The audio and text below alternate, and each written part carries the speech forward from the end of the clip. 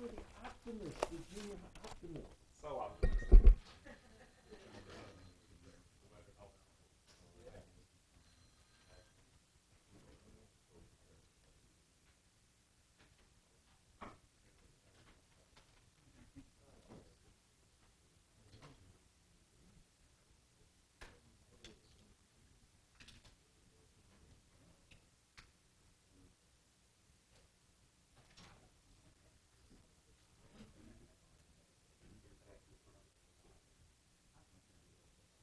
Okay.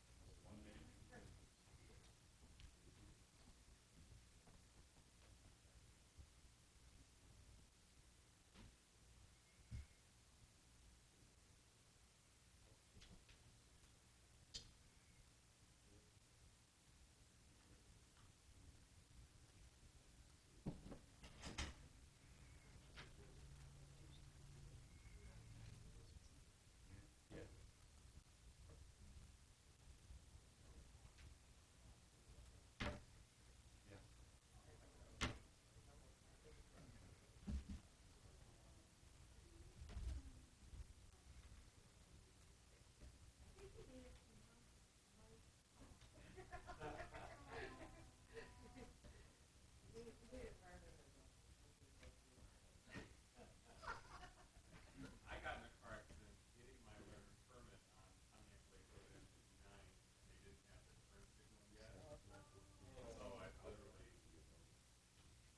They didn't have the turn signal yet. So I literally leaving the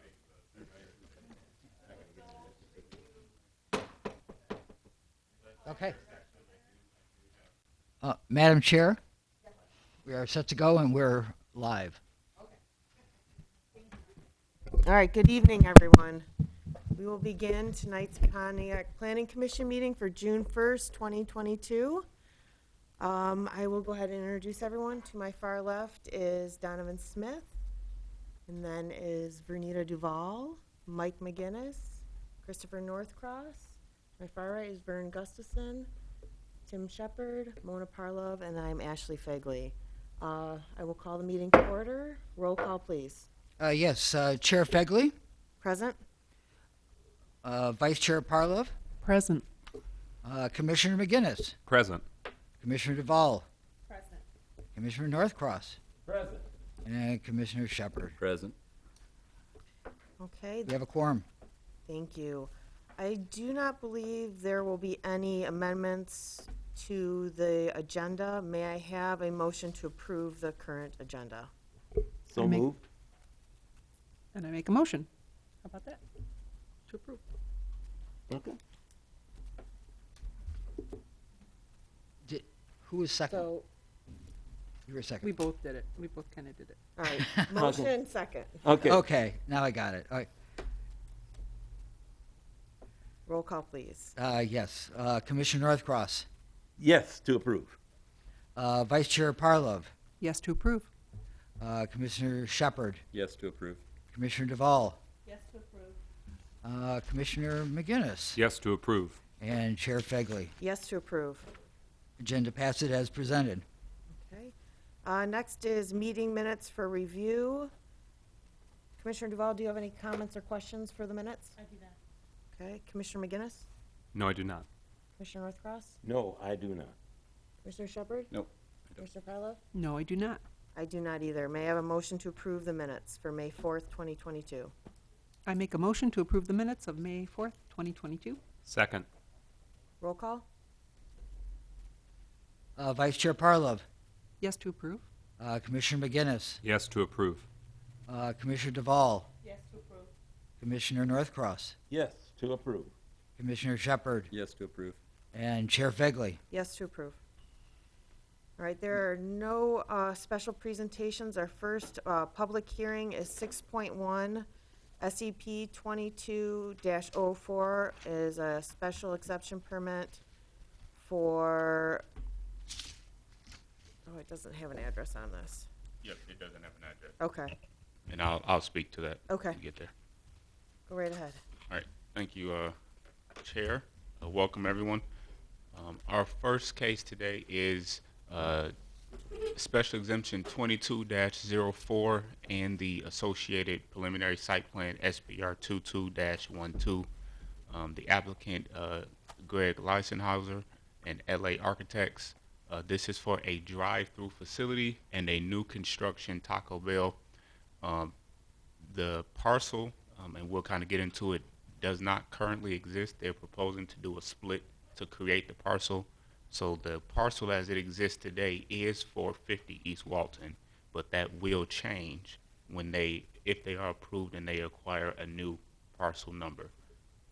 So like I said, I'll touch on that a little later on. The parcel is on C3 corridor commercial. As I mentioned, this is a preliminary site plan review and special exemption permit for a proposed Taco Bell drive-through facility.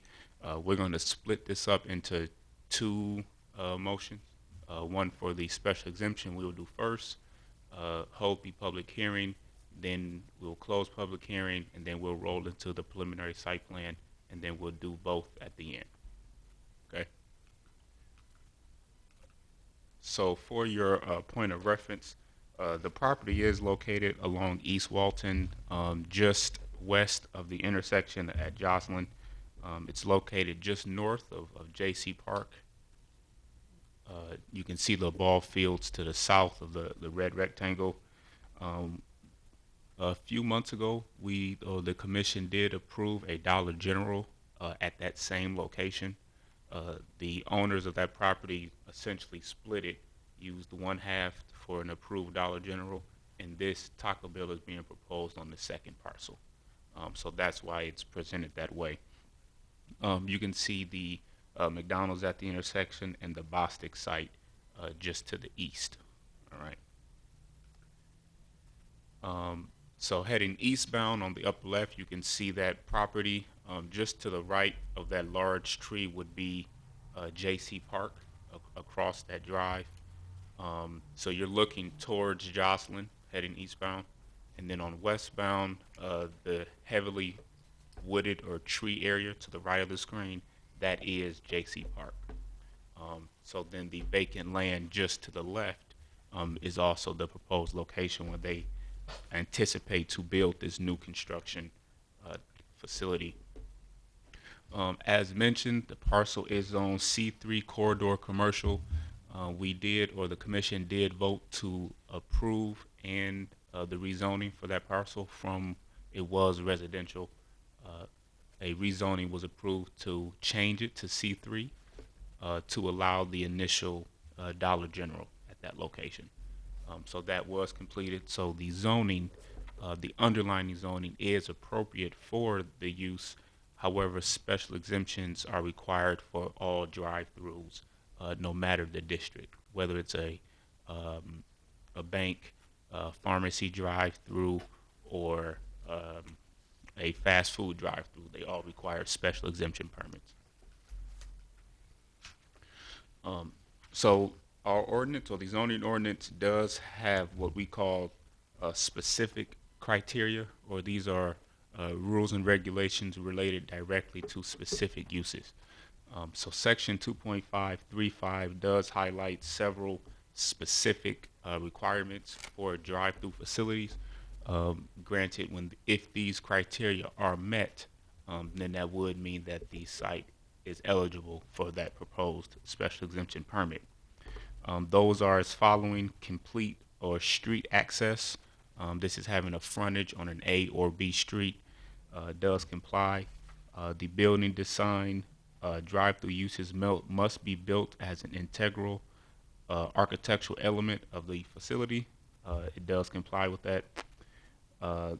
The principal building to which the drive-through use is an accessory should be located at or near street setback sidelines. It does meet that criteria. The drive-through setback, the building must be located no more than 10 feet when adjacent to a residential property. It does meet that criteria. There is a requirement for stacking spaces. The ordinance requires 8 stacking spaces per drive-through lane. It does meet that requirement. The dimensions of the stacking lanes are in compliance with the zoning ordinance. The location of the stacking lane is in compliance.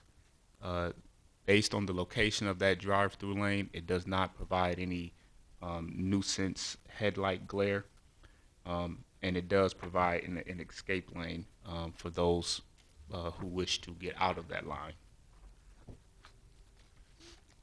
So in addition to the specific criteria, there are also general special exemption criteria, which we also review in conjunction with those specific criteria, and it does comply with all 7, which speak to the harmonious nature of the proposed development in compliance with the master plan, how it is designed, constructed, and proposed to be operated in compliance with the ordinance and harmonious to the character of the neighborhood. It does not change or does not propose to change the essential character of the neighborhood. It is not to be hazardous or disturbing to the existing or potential future uses to the site or the immediate area.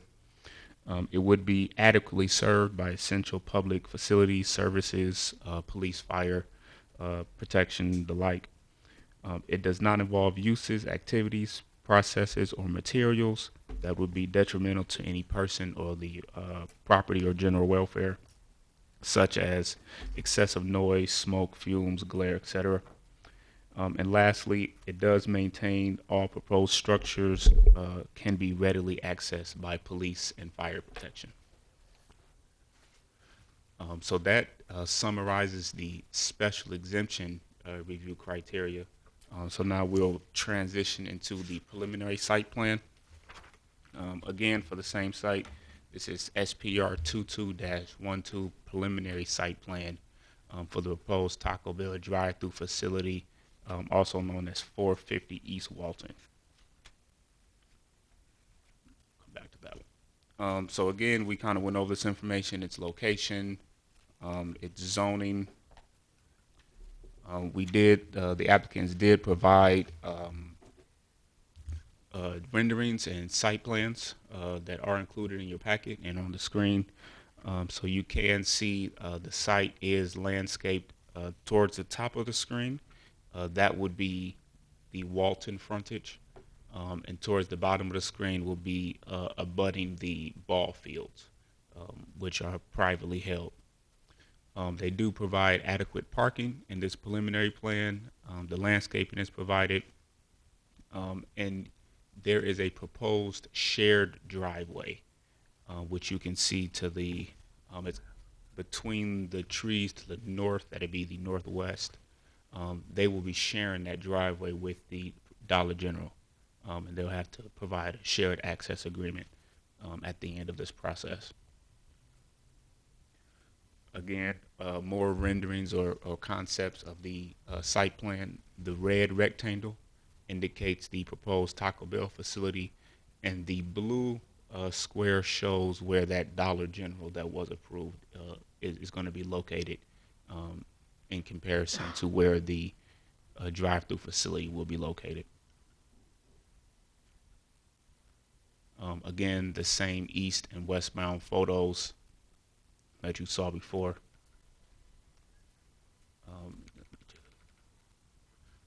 So for a site plan approval, there are these criteria as well: circulation, building, natural features, site layout and screening, and then ultimately the application would have to comply with all site plan criteria for approval.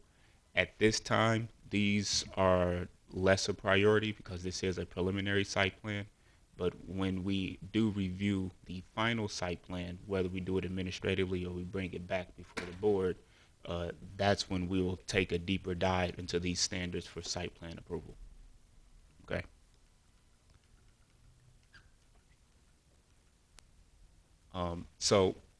Kind of as I just mentioned, the conditions for final site plan approval, if the Planning Commission does vote to approve this, would be the following. The Planning Commission must conditionally approve the preliminary site plan and special exemption permit together in 2 motions, but in the same session. As mentioned, a proposed lot split must be completed and an address must be assigned to that new parcel. They must resubmit their site plan for a formal technical review based on the comments that come from this meeting, the preliminary report, Waterford Fire Department, Department of Public Works and Engineering, and the Planning Commission. And then finally, at the end, they would acquire either administratively or from the Planning Commission a final site plan approval. And that concludes the preliminary and special exemption presentation for the project. Thank you. Is the applicant here this evening? Please state your name and address for the record. Good evening. I'm Greg Lotzenheiser with L&A Architects, here to represent Great Lakes Taco for this proposed Taco Bell location. My address is 441 South Livernois, Rochester Hills. Thank you, Mr. Smith, for the nice presentation. I brought some boards, but I think everything in your packet and everything that's been presented pretty much tells the story of what we're proposing to do here. This is going to be the new image look for the Taco Bell. I've got a rendering I can share with everybody real quick.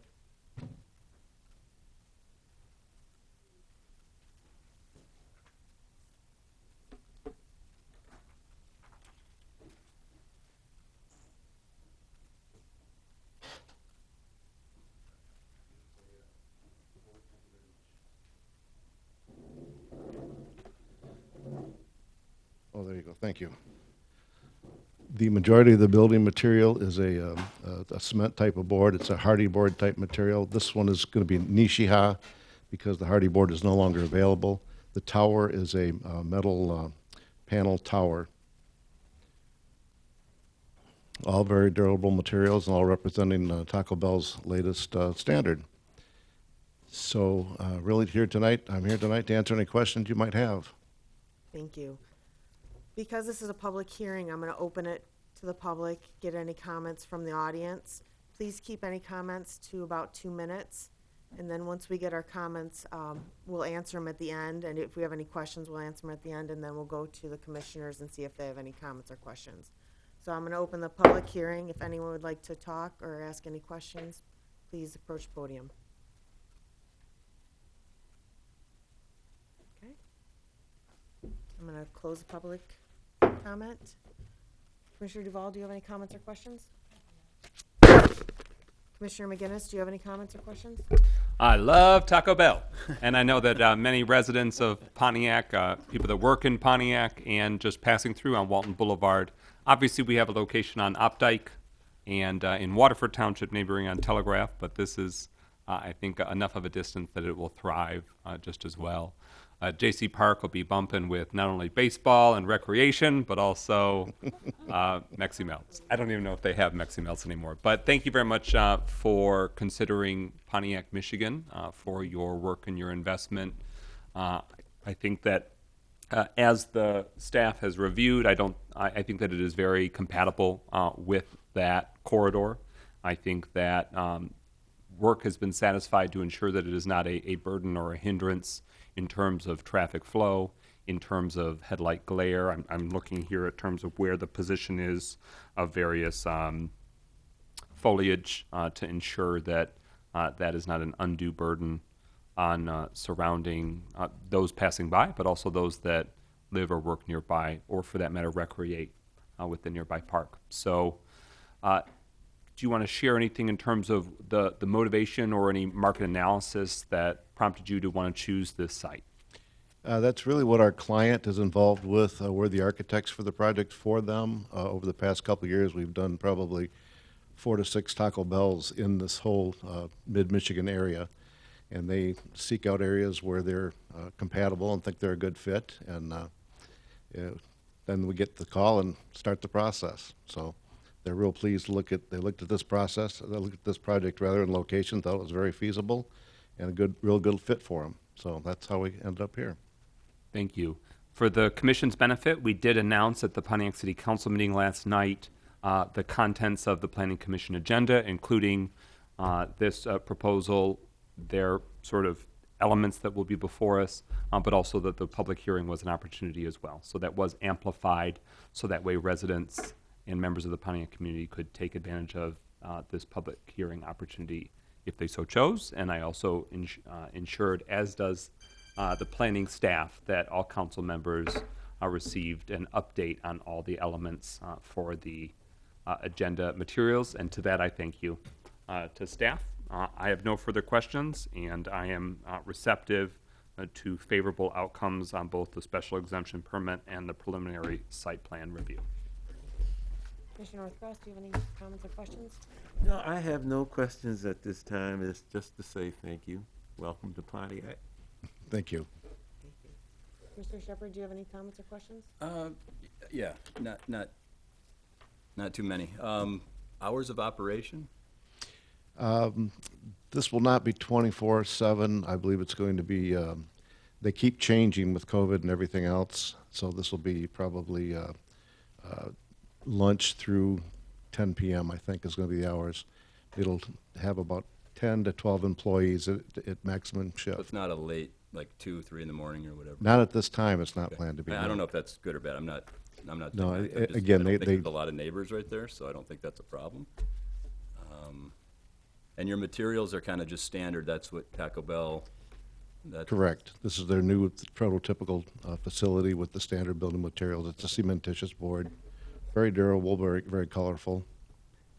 and I don't know if I'm seeing, not quite understanding on the map here, but there's an access from Walton too? Isn't, Is, I'm missing something. No, right, Yep. the access is a shared access right here. Maybe I'm looking at the wrong one. It's Yep. actually, that was the point I would like to make up with, question for the applicant in regards to, with that cross-access between the Dollar General and the Taco Bell, is there going to, we would need to have probably a cross-access agreement? There will be cross-access agreements in place, yes. Okay, we would probably need to have a copy of that once complete. Correct. And Joslyn is where on this map? To the east. yep, Joslyn would be to the right. So immediately adjacent is the Bostic car lots, and then Oh, that's the car lot. I was looking at the other Bostic. Okay, yep, okay. It's a great location. I mean, obviously you guys know that, but you got the McDonald's right there, so I'm sorry? I think it's a great location, so. I Yes, think our it's- client does too, Yeah. yes, we do too. I think it's great. Just, I mean, materials are always a concern to us, so just, I mean, you don't get much say in that, but it looks good from what you're showing, so. And that's a different property, so I'm not gonna ask about the cell tower. So, that's all I have, but good luck. It's great. Thank you. Commissioner Barlow? Good evening and welcome. Yeah, the name of the company is Great Lakes Taco, so are there other other Taco Bells in Pontiac at this point or in the vicinity? You for this know, owner? they've got about 27 Taco Bell restaurants, and I'm not sure of all their locations, to be honest with you. Okay, that's more of a curiosity. And then a question for Donovan. I was a little bit confused too. And also when I drove out by the site today, there's dirt that's being moved. So is Yeah. that dirt that's being moved for the Dollar General or is it for this? I do believe the Dollar General did pull their permits, Okay. and they're either doing site work, prep work, or they've started construction. But Okay. it is most likely, yes, related to the Dollar General. Yeah. Okay, And I believe that also there's been quite a bit of work in regards to the electrical lines from DTE to Dollar General has been finally figured out in regards to how that will work to get electricity to that parcel. okay. And then so this Taco Bell is to the east of the Dollar General, correct? Correct. Yep. And So, there's no access to the Dollar General from the park, is there? from the the Dollar General's primary access, so if this is their shared drive, Okay, and then you can see this is the approach right here, actually. yep, So guests can come in and go this way to the dollar store, which will be here, yep. or they can come in and go this way for the Taco Bell. So there's just this one drive that provides access to both sides. So will they need a decel lane? They may, and that would be engineering when they do their formal submission to engineering. Engineering will clarify if that's something they need or not. Okay. So does Dollar General sit behind the red rectangle? Yes. Let me. Okay. All right, those are all my questions. Thank you. Thank you. I do not have any questions. I think it's a great project. I don't have any issues with it at all. May I have a motion? We're gonna have to do two separate motions, one for the special exception permit, which is SEP 22-04, and then once for the preliminary site plan review, which is SPR 22-12. And the preliminary site plan review is written as to allow the planning division to do the final site plan approval. Okay, great. I will make the motion for SEP 2204. I make a motion to approve SEP 2204, special exception permit for a drive-through restaurant use at parcel identification number 6414161260009, contingent on final site plan review approval. Roll call? Vice Chair Parlov, Yes to approve. Commissioner Parlov, You called me twice. I'm sorry, Commissioner Duval, Still yes. Yes to approve. Commissioner McGinnis, Yes to approve. Commissioner Northcross, Yes to approve. Commissioner Shepard, Yes to approve. Chair Figley. Yes to approve. Motion passes 6-0. Great. And now I'd like to make a motion for SPR 22-12. I make a motion to approve the preliminary site plan SPR 22-12 from Greg Watzenheiser. Correct. Thank you. Parcel identification number 6414161260009, and allow the planning division authorization to grant final site plan approval. Roll call? Vice Chair Parlov, Yes to approve. Commissioner Duval, Yes to approve. Commissioner McGinnis, Yes to approve. Commissioner Northcross, Yes to approve. Commissioner Shepard, Yes to approve. and Chair Figley. Yes to approve. Motion passes 6-0. Congratulations. Congratulations. Thank you very much. We hope the question not asked is, will it be open, when will we be open? Hopefully by this fall, the end of the year for sure. Great. Thank you Great. very much. Thank you. you. Okay, next on the agenda is SEP 2205 Special Exception Permit and SPR 22-10 Preliminary Site Plan Review. We will also have a public hearing for this project. All right, thank you, Chairwoman. All right, back again, we have SPR 22-10 and SCP 22-05 Special Exemption Permit. This is for a proposed, what the ordinance calls an automotive service commercial use. This is on the applicant Ali Ajami for the proposed Jocelyn Touchless Car Wash. It's a C1 local business parcel. And again, this is a preliminary site plan and special exemption permit for a car wash, the automotive commercial use, or automotive service commercial use. We will do this in a similar process where we will review the special exemption and those requirements. Then we will transition into the site plan review and then allow the public hearing to take place after. So for reference, the property is located at the northwest corner of Jocelyn and 2nd Ave. Just to the south, it would be Beverly and the GM sites to the south, the stamping plant. And then to the north, several blocks north would be Walton Boulevard. So this site is situated between Walton and East Beverly. On the northbound photo, so this would be heading north on Jocelyn. The property would then be located on your left on the corner.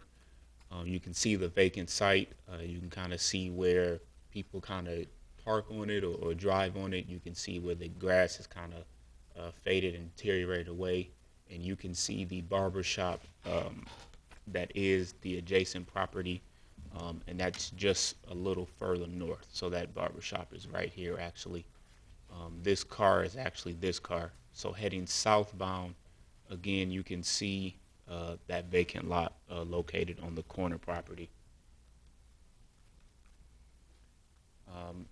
According to our zoning map and zoning ordinance, the parcel is zoned C1 local business.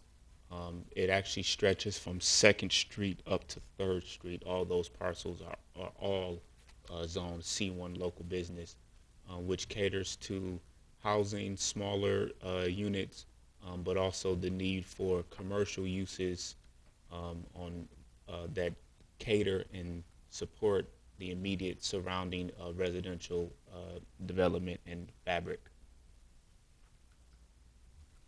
So as mentioned, there are specific use criteria for certain uses. The automotive service commercial is one of those uses. And there are 4 criteria that must be complied with before a use is eligible. 1, the setback of any building shall not be less than 20 feet at a side or rear lot adjacent to residentially zoned property. The site does comply with that criteria. All operations must take place within an enclosed building. It would be inside the 2 bays. Service bays, so this is a C1 specific criteria where you cannot have more than 3 bays. The plan calls for 2, so it does comply with that criteria. And lastly, screening adjacent to residential uses.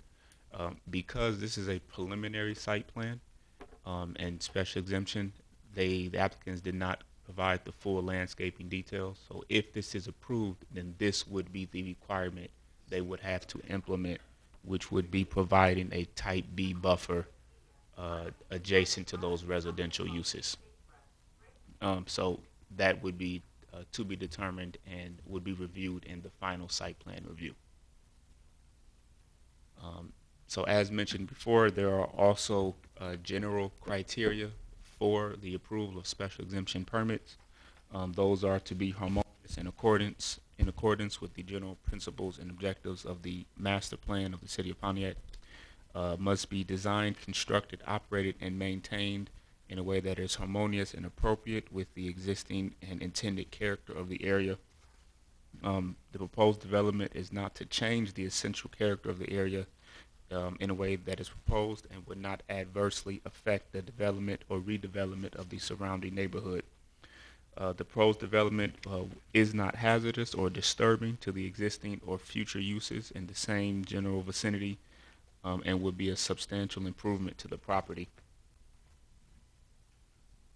And the last 3 here, the site can be adequately and the site can be served adequately by essential public facilities and services. The site does not involve uses, activities, processes, materials, and equipment or conditions of operation that will be detrimental to any person, property, or the general welfare, such as excessive noise, traffic, smoke, fumes, glares, and odors. And lastly, the proposed site will maintain all structures, equipment, or materials in a readily accessible manner for the police and fire protection. Okay, so that completes the review of the special exemption permit. We will now transition into the preliminary site plan review for the same site, the Jocelyn Touchless Car Wash. So again, you've seen this, the location, 2nd Avenue and Jocelyn. Again, you have the street views north and south. As mentioned, the parcel is zone C1. In the C1 district, automotive service uses are commercial, so that's how we arrived to this point. And in the packets, the applicant did provide the site plan or preliminary site plan. You can see, so for reference, this would be 2nd Ave to the south, and then heading north and south would be Jocelyn Avenue, where guests would actually enter from Jocelyn. They would be able to stack between the 2 bays. There is a exit lane here along 2nd Ave, which would have to receive a right turn only. That would be a left turn only, where they wouldn't be encouraged to turn right into the residential. They would have to turn left towards Jocelyn. And those vehicles that continue through the bays will then also make a left and exit back onto Jocelyn. And then there is some landscaping provided in the site plan packet that was submitted, and it's also here on the screen. So there is landscaping here to the south along this property line, and upon deeper review into the ordinance, there will likely be landscaping required between the property and the residential to the west.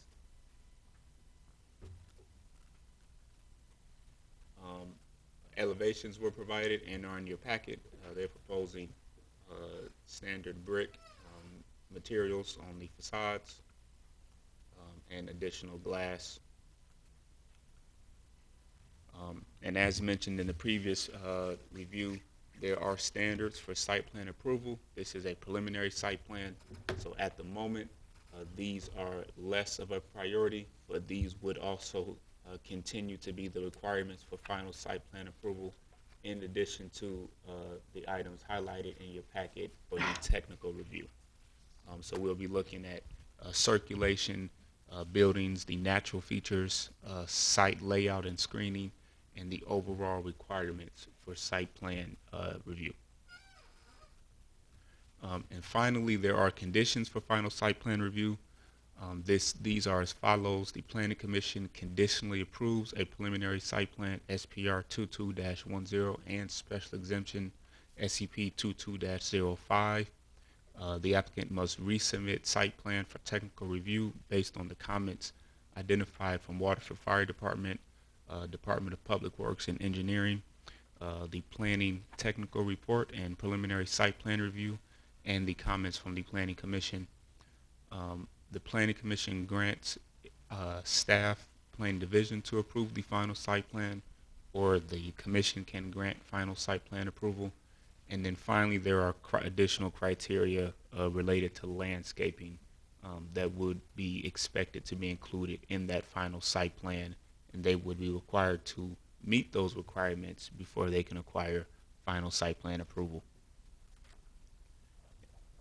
And that completes the review for the special exemption and site plan or preliminary site plan review for the proposed Jocelyn Touchless Car Wash. Thank you. Thank you. Is the applicant here this evening? Hi. Please state your name and address for the record. My name is Nasser Shukar from NC Design and Contracting, and my address 3241 South Telegraph, Dearborn, 48124. Thank you. Do you have anything else that you'd like to add to Donovan's presentation? I mean, thank you for the brief, and I mean, we're here for any questions. Okay. This is a public hearing, so I'm going to open it and see if anyone has any comments that they would like to make.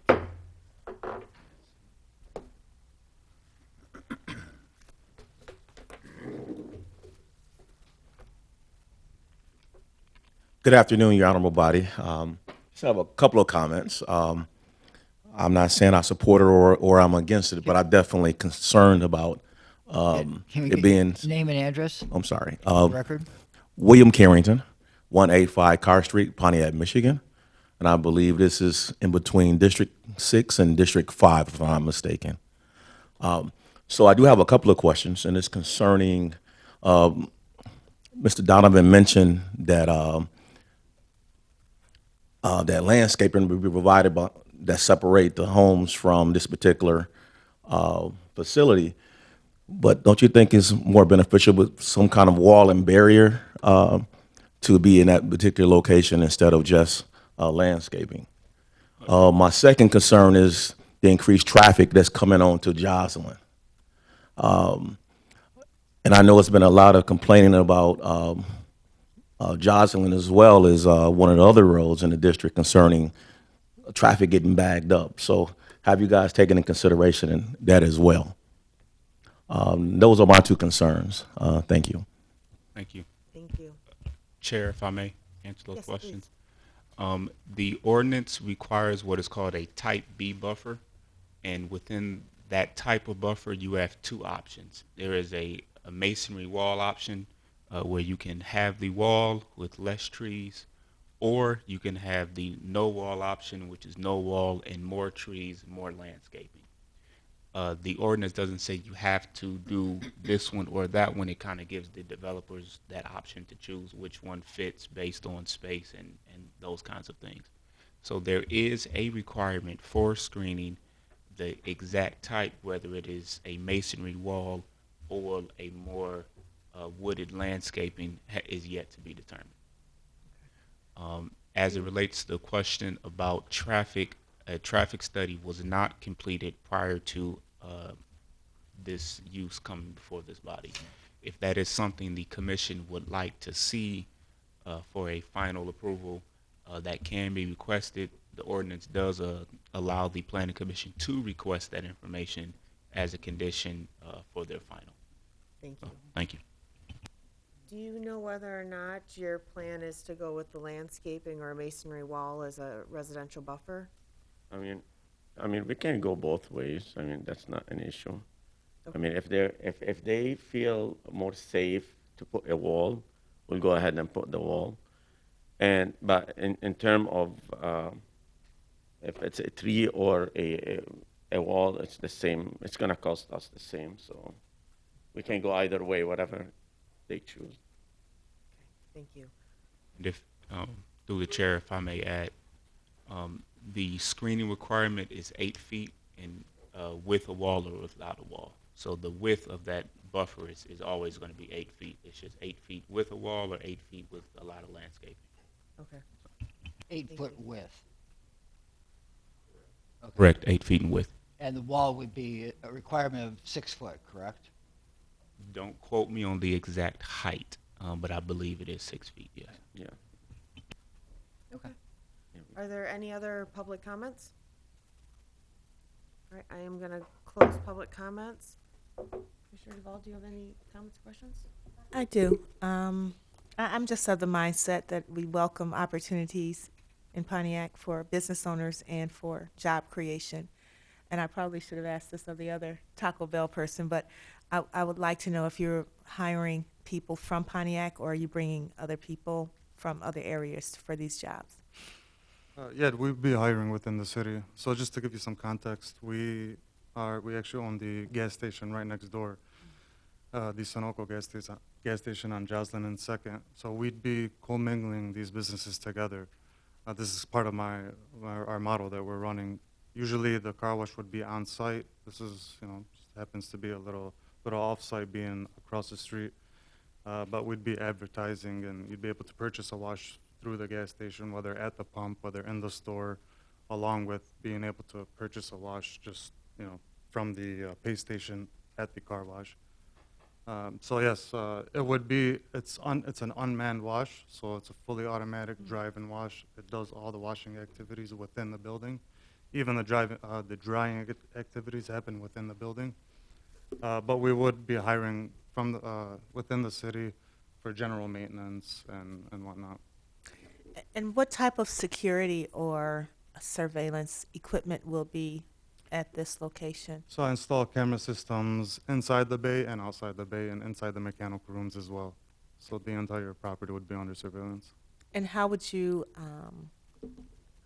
I guess, acknowledge or have any opportunities to address any issues if there was negligence or, So being that the gas station is on site, we'd have personnel to deal with any issues that may arise.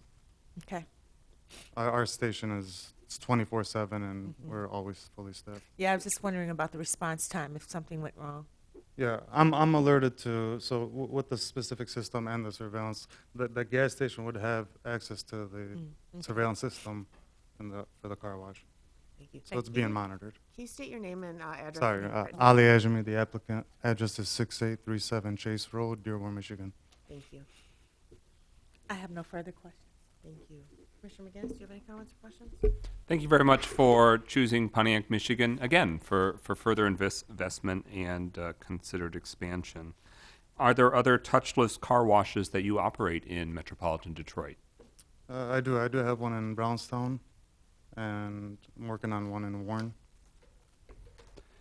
And I saw in the materials that Racer Trust, the entity that was created once General Motors went through their bankruptcy restructuring, had owned the property. Have you completed the transaction, or is it conditional based upon some considerations from the city of Pontiac? So it's contingent on city approvals, but more so some environmental data, because a lot of what Racer is tied up into a settlement agreement with the EPA and other government agencies.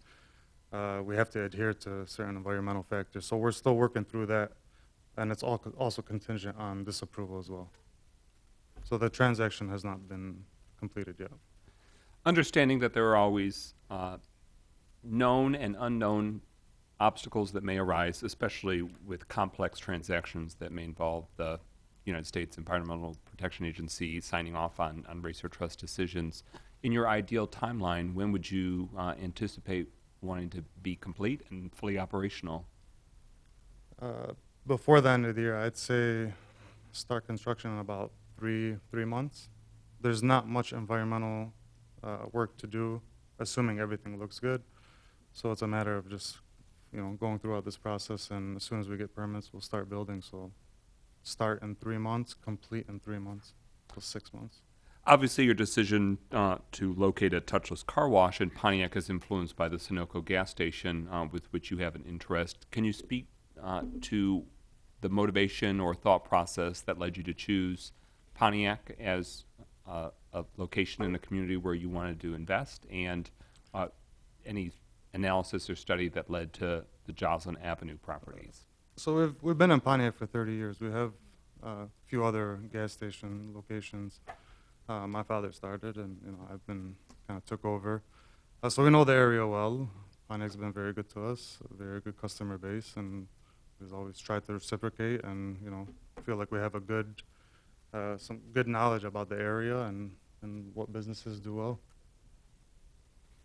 My biggest concern is the proximity of the residential property and what it might mean for them, depending on, for example, headlight glare. We talked about that with the previous consideration with Taco Bell and how their site plan requirements contend with that.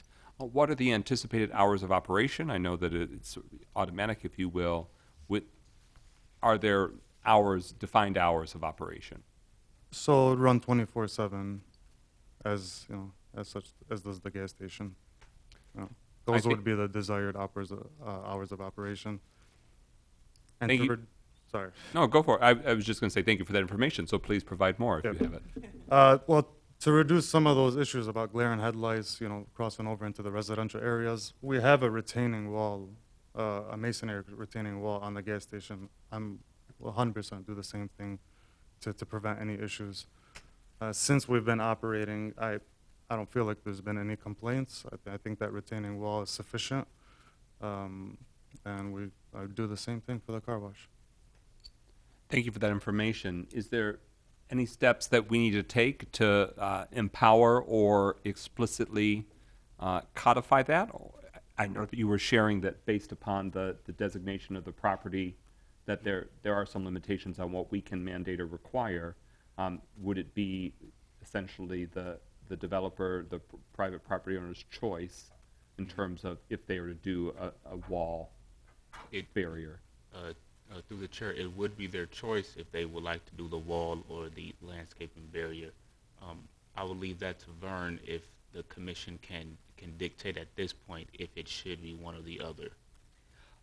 As a suggestion, the Planning Commission, as part of your special exception permit, does allow the commission to add certain conditions to a site, and that wall requirement could be one of those conditions. Thank you, Vern. Is the wall requirement the type A or type B? They are both type B. It's just type B with wall or type B without wall. Got it. The answer to that question, Commissioner, would be you can tack that requirement onto the motion for the special exemption permit. Right. Understood. And thank you for that. And I really appreciate your receptivity to that, because I think it's really going to save you stress in the long term if your nearby residential neighbors don't have to contend with somebody coming in and the headlights, sweeping through. I haven't done a thorough analysis on where their windows are, et cetera, but we all know what that could mean for us in terms of disturbing our slumber, et cetera. So I think that would be well advised for this property. And at this point, that concludes my questions. Commissioner Rochbaugh, any comments?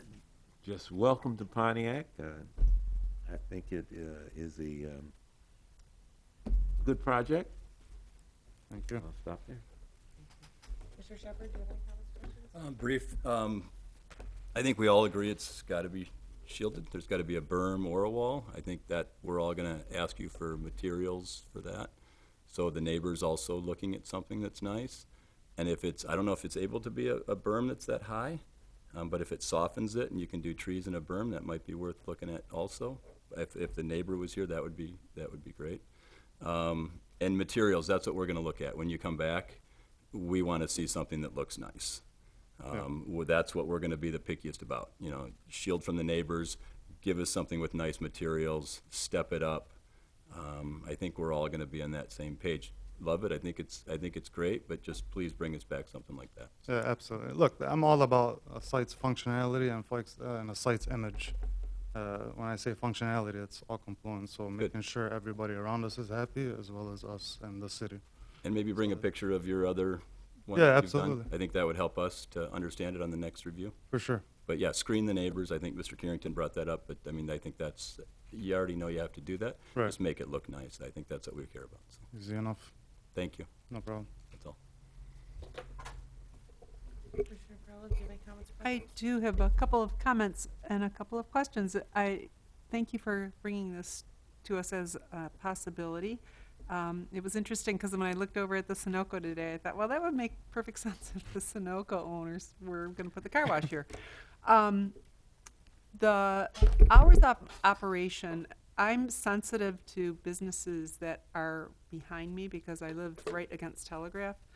And I, unfortunately, am woken from my sleep at many times of the night because of businesses that do things that they do when most people are sleeping. And if I had a car wash right behind me that was open 24 hours, even if it wasn't manned, I think I would be a little bit concerned. Is it possible to dial those hours back a little bit? Maybe from like 11 p.m. to 7 a.m. that you wouldn't be open? Does it need to be a 24-hour business? Given that you have the fact GM next door, so we, you know, the gas station. I'm going based on the data that I have from the gas station, and we do, you know, we get a good early morning rush. So that's and the other wash that I have in the other city, it runs 24/7. I really haven't gotten enough time to see if dialing back hours would affect me. I'll be honest with you. It's something I could look into. I would be a little hesitant at the beginning just to see how how it would operate. Okay.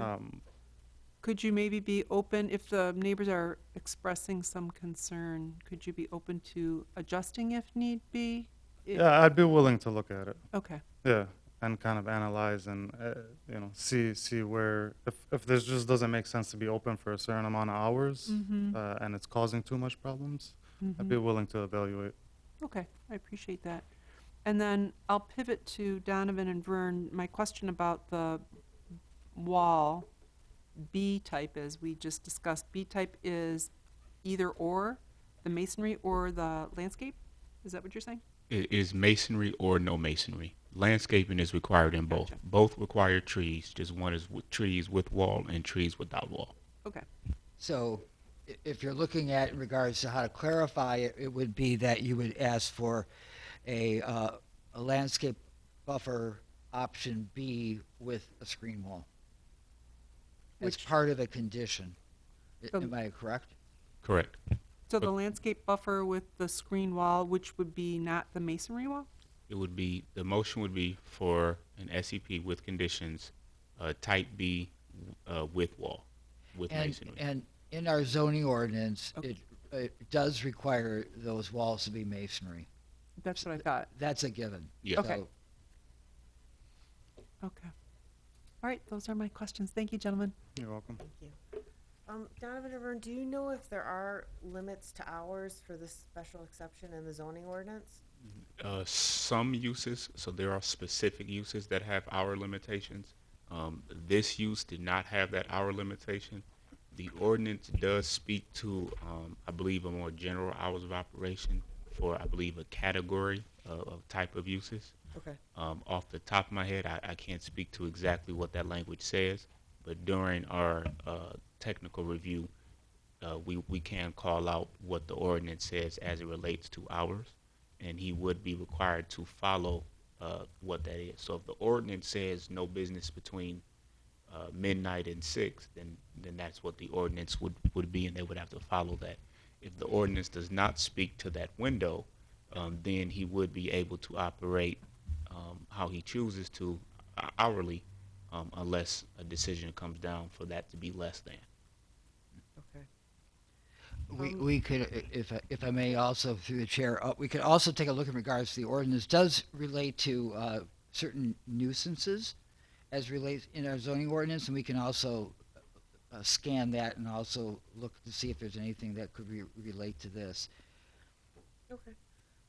So I kind of want to understand the car wash a little bit. If someone's driving through, does the door open and then they drive in and then the door shut and then the water starts working so that the noise is limited to when the doors are closed only? Is that how it works, or kind of walk me through? Exactly. So a customer pulls in, whether if they, they pay from the pay station, door opens up, you pull in, the wash starts while the door's shut. All washing activities happen. They're typically about anywhere from 4 to 5 minute washes, depending on which one you purchase.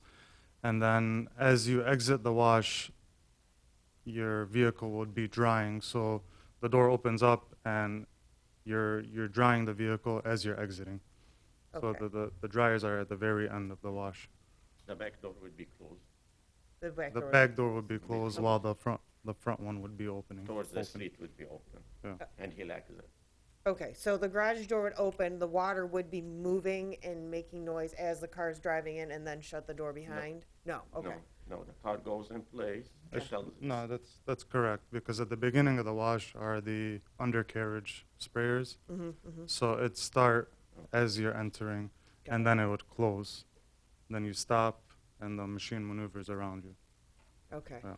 So there is a brief moment where it actually starts while the door is still open. okay. Okay, so the noise would just be when the doors are opening and the doors are closing. Now, are the garage doors gonna be on any quiet track system or anything, or are they just gonna be regular garage doors, just commercial?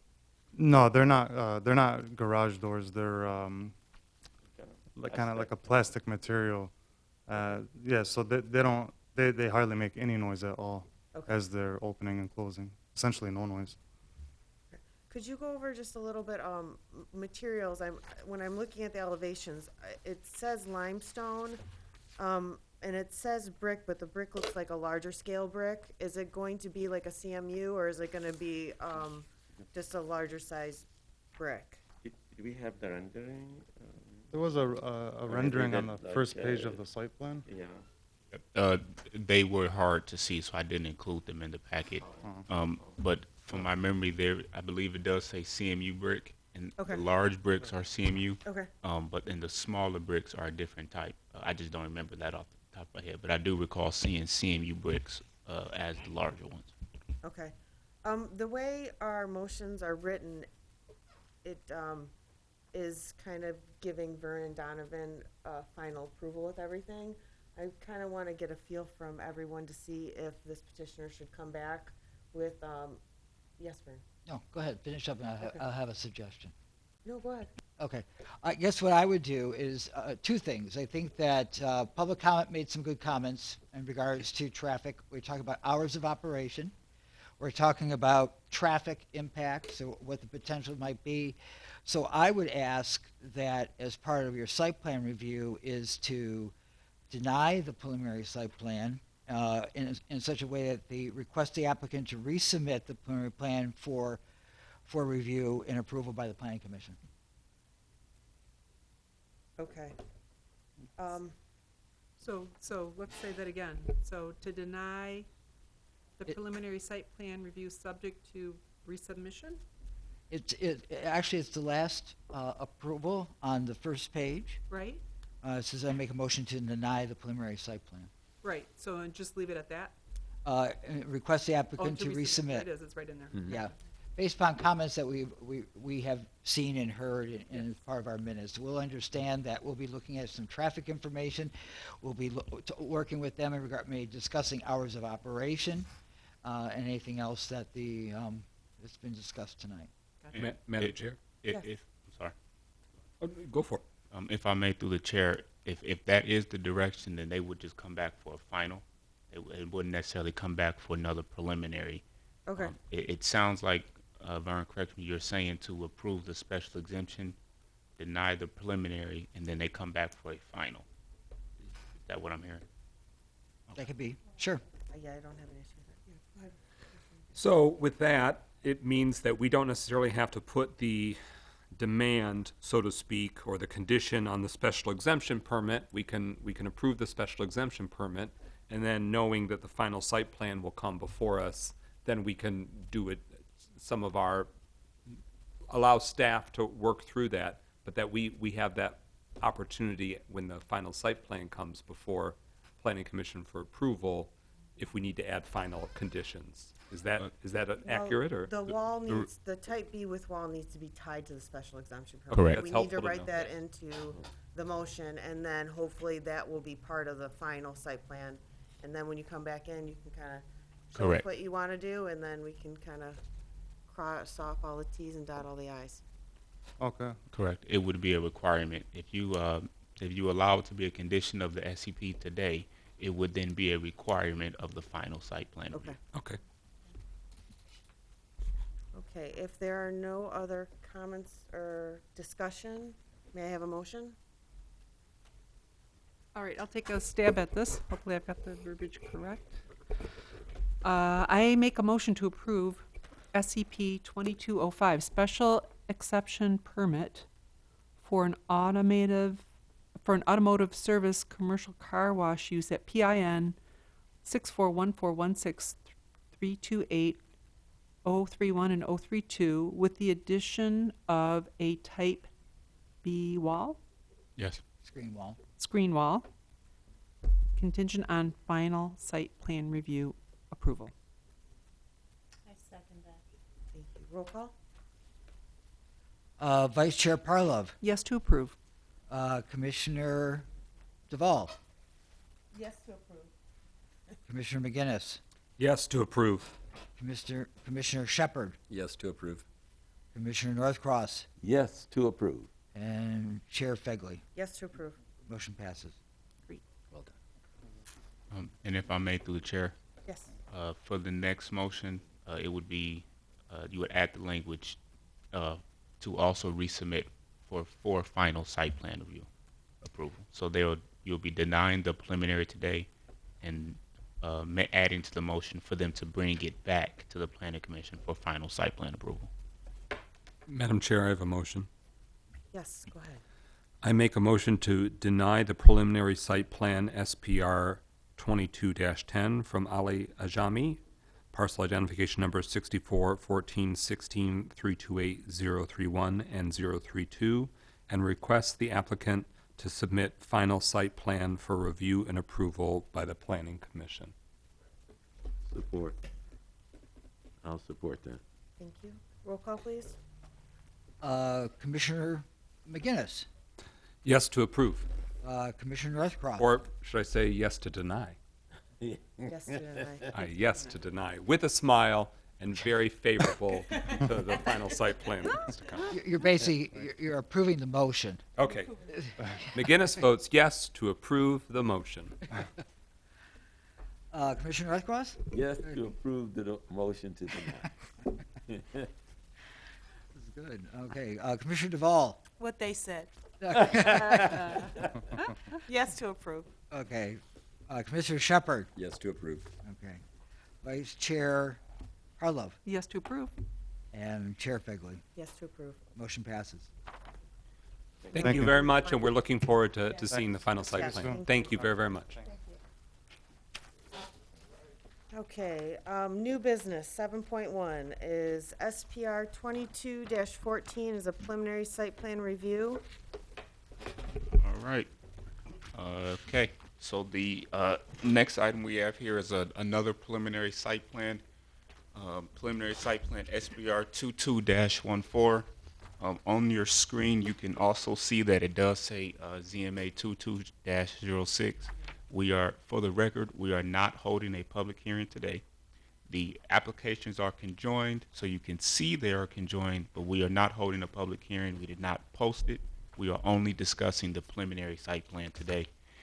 And then I will speak to when the zoning map amendment will come into play. All right. So the applicant, BYOP Properties, Cesar Chavez LLC, they are proposing to operate the vacant parcels 641419426-013 and dash, there's a typo here. There are two parcels. So, I'll get the correction. There are two adjacent parcels for preliminary site plan review. The parcels are zoned C3 corridor commercial and R1 single family. And this is for a proposed medical marijuana grower and processing facility. So for your reference, the parcels, two parcels are located at the intersection of Kinley Road and Cesar Chavez Avenue, located at northeast, on the northeast side of Cesar Chavez, and that will be the south side of Kinney Road. Heading eastbound, so this is actually if you are leaving Kinney, heading towards Cesar Chavez, the property is located there on your left. Again, it is currently a vacant parcel and on the westbound, the second parcel that I mentioned is actually the tree, the wooded area. So it's a smaller, maybe about 30 feet wide, but it's that wooded area is the second parcel. Again, you can see on the map that the parcel is zoned C3 corridor commercial, and what may be the parcels actually extends further back into this yellow district you see here is the R1 single family dwelling zoning district. The parcel contains two zoning districts. So at one point, one parcel had frontage on Cesar Chavez. It was zone C3, and there was a residential parcel immediately adjacent to it to the rear. Those parcels previously were combined, unrelated to this specific case, but however, both parcels, the underlying zoning still remained. So the parcels immediately fronting Cesar Chavez are C3, and those parcels behind it are residential. And we'll kind of get into that a little bit here as well. The parcels are located inside the Cesar Chavez Medical Marijuana Overlay District, which does permit growers and processors for medical marijuana by right inside the overlay. So the applicants will not need to come back for a special exemption permit. They will have to, however, get a rezoning when the parcels are zoned correctly. So these uses are permitted by right in the M1 district, but not the C3. So those parcels across the street are zoned M1 or M2, I believe. The red parcels are C3, the light pink are C1s. So they will have to change from or acquire a zoning map amendment from C3 to an M1 or M2 to permit the proposed grower and processor uses. Just a point to notice on the map, if you look, you can see that inside this red rectangle here, there is a portion of it that is actually not blue. So that residential land to the rear is not included in the medical marijuana overlay. It was not intended to be included in that overlay. But you can see on the site plan, and we'll go over it soon, that residential zone portion will be used exclusively for parking. So if you recall a few meetings back when we did the school on West Huron, Webster School. And the parking across Murphy Avenue, we allowed parking on residential land. The ordinance does allow you to use residential parcels for parking, granted you meet all of the landscaping and buffer requirements. So that is why in this image, the blue is the C3 that will have to be rezoned to allow the uses, and that residential land that is outside the overlay district would be used for parking. And I'll double back to that in the next couple slides. Oh, it's right here. So you can see where Cesar Chavez is here. This red parcel indicates the footprint of the building that would be located on the C3 parcel that needs to be rezoned. And these parcels heading this way are residential. So they will be using this area zoned residential for parking, and the frontage along Cesar Chavez for the building, which would be require the rezoning. And this map may be better to see. You can see this dark gray area are their parking spaces and their landscaping, and then this would be the footprint of that building. Okay. Again, this is a preliminary site plan, so we are discussing the use. The final site plan approval, once they get the necessary licensing from the clerk's office and their state licenses, they would then be required to resubmit for a final, in addition to the rezoning, and meet these requirements related to circulation, building, natural features, site layout and screening, and the overall requirements for site plan review and approval.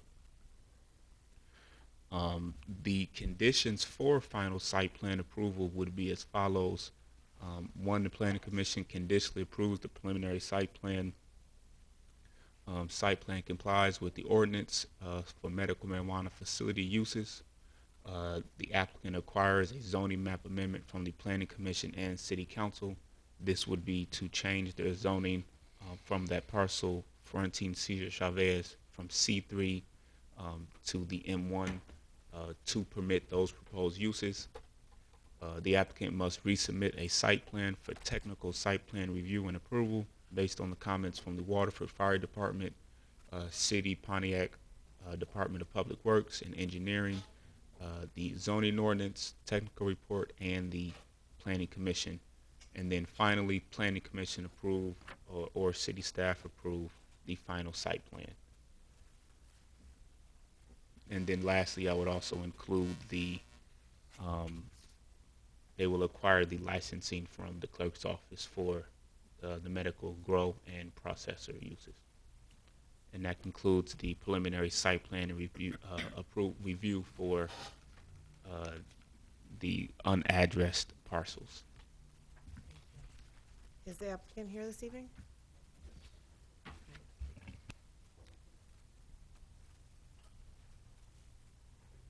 Please state your name and address for the record. My name is Omar Putras, 14204 Adrie Circle, Commerce, Michigan. Is there anything you'd like to add to Donovan's presentation? No, I think he did a very good job of explaining it. All right, thank you. Commissioner Duval, do you have any comments or questions? I do. I'm just a little confused as to why we would be doing this without any licenses. What if they are not granted the licenses? Through the chair, if they are not granted licenses, they just will not be permitted to continue the project. So the preliminary is to, one, introduce the project to you all and approve the use from a preliminary standpoint. The final, which is what would allow them to start building, they will not receive their final until their license is approved from the clerk's office. So the preliminary allows them to move forward, and the final would be conditioned that they get all the necessary requirements and licenses. Okay. That's all I have. Commissioner McGinnis, do you have any comments or questions? Thank you very much for considering Pontiac, Michigan for your project. What inspired and motivated pursuing Pontiac and this particular location? So originally when we purchased that property there, my business partner and I, when I say we purchased it to submit for a medical marijuana dispensary. we were denied. We did not appeal or, kind of pursue it anymore. So that's why we decided to, my business partner is still in the industry. We decided to go with this avenue because we want to stay in the industry in Oakland County. I live local, he lives local. It's just convenient, and it was a good opportunity for us. So, Cesar Chavez Avenue will definitely benefit, including in this vicinity, from enhancements to existing properties and then also new construction as well. Understanding that this is preliminary, and I see some vantage point of what we'd be looking at visually, but what would be some additional enhancements that those living nearby or those traveling by that they'd see beyond just the structure itself? Can you share with us what's your vision in terms of landscaping and other enhancements that would come from the site? I don't think our landscaping plan was submitted, or was not? No. We do plan on adding the landscaping, the buffer in between the residential area and the backside. We spoke about putting a berm there or even the retaining wall as well with the landscaping. Obviously, a nice finish for the elevation of the building, the materials. New construction, we're now open to the public, so people are not going to be randomly, coming there unless they work for us during that shift, during that time. So kind of private, not too inviting for people to come in and just kind of wonder what we're doing in there. And what would be the nature of vehicles or transporters that this site would be experiencing? Are we anticipating Sprinter vans or larger vans, or what would be the type of vehicles? Would there be much transporting happening with your facility? So there will be some transporting when materials come in and when the finished product is actually delivered out. I think we did propose a drive-in garage out of the back side of the building. So it will be private, secure. Driver pulls in, garage door closes. They drop off their material, they pick it up, and they leave, very discreet. How many employees do you anticipate at this site? Collectively, anywhere from about 10 to 25, depending on the time of the process, going along. Do you have other growing and processing facilities in Michigan or other states? I do not. My business partner does out of state currently, but we do not operate anything in Michigan right now. He operates a retail facility, but not a grow just yet. Where is that retail facility? He's in Detroit. In Detroit, thank you. To staff, so to confirm, because it is in the Cesar Chavez Overlay District, no special exemption permit will be required. And that doesn't make the distinction of if the parking lot spills into, is that considered in the overlay district, or is that a non-overlay district situation? The parking lot is located, I'm sorry, through the chair, the parking lot is located outside the overlay district. So the use cannot spill over into the parking lot. Understood. So the parking facilities do not trigger any concerns in terms of non-overlay district versus overlay district. No. Correct. And that's a delineation that reinforces that the operations themselves must happen. Yes, it does not trigger non-compliance with the overlay district because the parking is associated with it. And I know we'll get to it, but that approval of the preliminary site plan does still have the applicant submitting for review and approval by the Planning Commission. Should we call it the preliminary, or should we call it the final? I apologize. Please, no, go for it. Through the chair, it would be to come back to the Planning Commission for final. So rather than say to resubmit preliminary site plan, we would want to say to submit final site plan for review. Yes. And approval by the Planning Commission following zoning map amendment approval from City Council, obtain a City of Pontiac medical marijuana license, and adhere to all State of Michigan and City of Pontiac medical marijuana ordinances and regulations. I would also ask, as part of that motion, on the second to the last line, obtain a City of Pontiac medical marijuana grow and processing license. So between marijuana and license, add the phrase grow and process. Processing. Grow and grower or grow? Grower. Grower and processing license. All right, that makes sense. You may be aware that we have considered other grower and processor operations in terms of zoning map amendments as a city. There was a recommendation that this planning commission made, and recently the city council, of which I am the council president, did decide favorably for that zoning map amendment. But we bear in mind that each application is unique and different, and so we will hear and review it expeditiously on the merits of the application, and I look forward to continuing to learn more.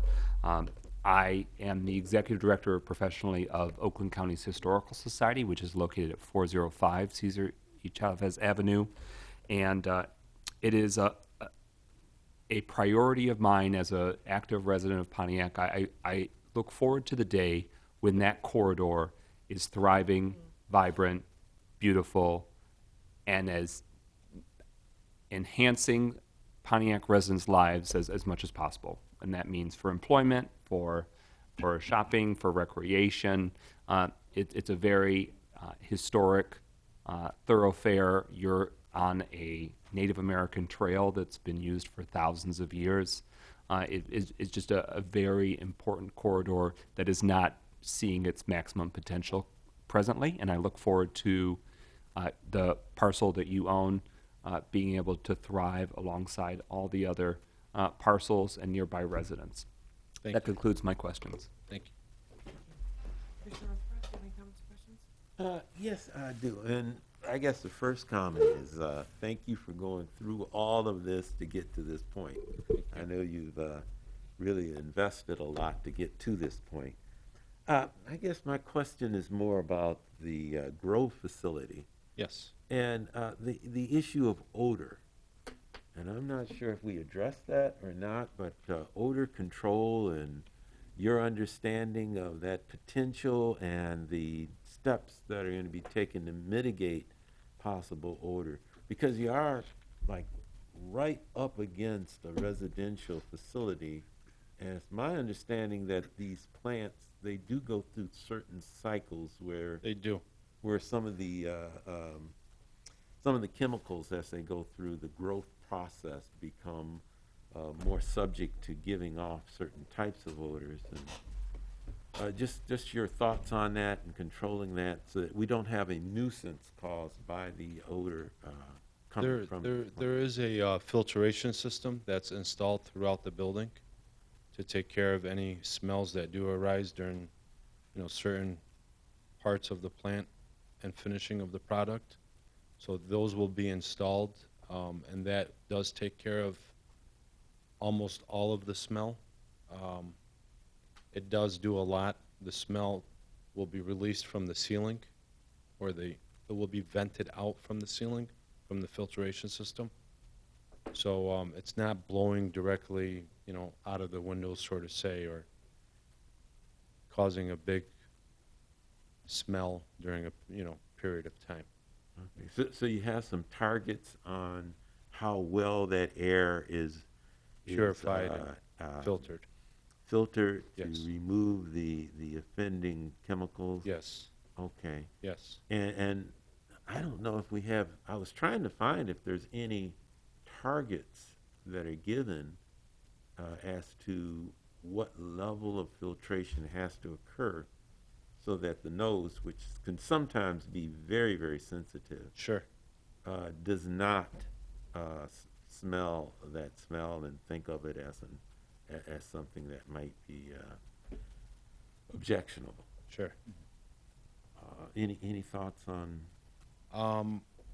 I don't. I just know that The filtration system will be installed. There's a lot that goes into it, so the product doesn't get tainted, exposed to anything that it's not supposed to. So it's a very specific, clean process and procedure throughout the whole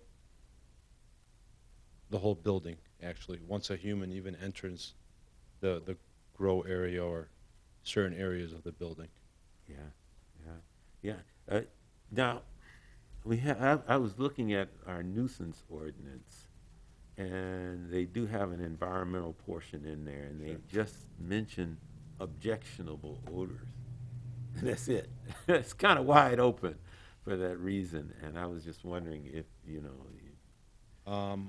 If I may, I apologize through the chair. The medical marijuana facilities ordinance that we did pass that gives the zoning requirements and regulations for these uses does call out the requirements for filters for the odors.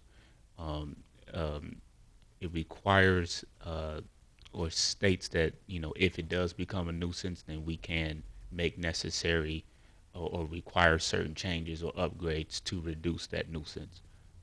So while, yes, the municipal code component of the ordinance does speak to nuisances, it is further supported and reinforced in the medical marijuana facilities ordinance that we did draft and approve.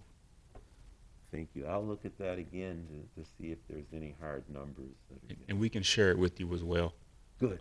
So you'll also have a copy of it. Yeah. And also through the chair, if I may, just in addition to what Mr. Smith had referenced, I know that our building officials, knowing the fact that all of the provisioning center has been all finalized and gone through the appeals, so we're going to start seeing more site plan reviews coming on board with all of us. I know that our building department, building safety, our building inspectors, and also our building official is getting up to speed in regards to certain mechanical, electrical, plumbing type of requirements and stuff like that in these type of facilities also. Excellent. Excellent. Yeah. I know we put a lot of work into getting to this point. I just wanted to make sure we're all up to speed on that item. For the, sort of the fatal flaw that has been eliminated and spoken to. So thank you again for your time and the investment in Pontiac. Thank you. Mr. Shepherd, do you have any comments, questions? Sure. So actually, to go along with Mr. Norcross,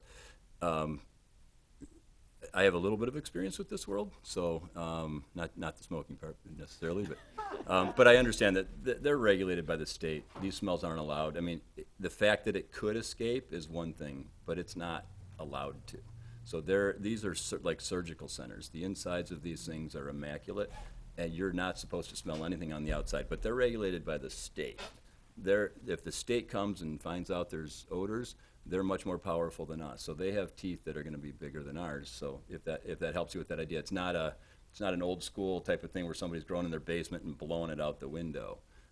They have to be really picky about this. And like he said, I mean, they can't let anything in because it'll destroy whatever products they have, and that's a really expensive process. I'm assuming it's like a Class C, is that? Yes. So it's Class C, so they can grow up to 1,500 plants. So, yeah. And their security is going to be. They have to do that also with the state. So that neighborhood, that little square block becomes safer because of this. And I'm sure if the sheriff or somebody needs to follow up on some of their stuff, I'm sure they'll offer that information up. I think the biggest thing that we're going to see, and you probably already heard it, is we want it to look nice. Yeah. The use, I think, is great. I know this well enough to know there's not people breaking in. Nobody breaks into these places. You can't get into these places. It's the safest place you're ever going to have. It's easier to break into a bank probably. But we want the materials to be beautiful and the landscaping, so make it look. But you've heard it already. That's what we're looking for. The use is fine, but if you bring something that doesn't look good, I think that's going to be a hard thing for us to accept. So make it look like it's in your neighborhood and commerce. Sure. Because again, like Mr. McGinnis said, that corridor has looked pretty rough. We want it to look nice. And there's going to be a few dispensaries in there too now. Yeah. So that whole area should improve significantly. Yes. So bring us something nice, nice Yeah. materials, nice And I hope to landscaping. do And business with the dispensaries on Cesar Chavez. Right. You know, as well. So good luck with it. Sorry it took so long in the other process, so It's okay. Thank you. everybody had to deal with that one, so. But thank you, that's all I have. Mr. Farlow, do you have comments or questions? Quick ones. Thank you for being here tonight. You had mentioned that you were going to have the opportunity to drive into the building? Yeah, or- to the back of the building. Okay, because I don't see it on the plan here. Is there something I'm missing? Do you have the elevations, Donovan? Your package should have the it is. elevations. Okay. The reason why they're not on the screen is just the scale big. makes it difficult to see. I see. But they are included in your packet. Gotcha. My architect director here pointed out where it is on the plan, so thank you for that. The other question I have is the hours of operation. The hours of operation probably start at about 7 a.m. Okay, and be out of there by not late. I guess it depends on how far along we are during the harvest period, okay, but more than likely 6 o'clock, 5 o'clock, everyone would want to go home for the night. okay. So not an and all-night, It's late not an night? all-night thing. Okay. There'll be off-site surveillance watching the property while we're not there Okay, with our camera system. okay, great. Um, That's all I have. Good, so you can go home and rest up for the next day. Yeah, sleep good. Right. Yeah. Thank you. Thank If you. I may, through the chair, Yes.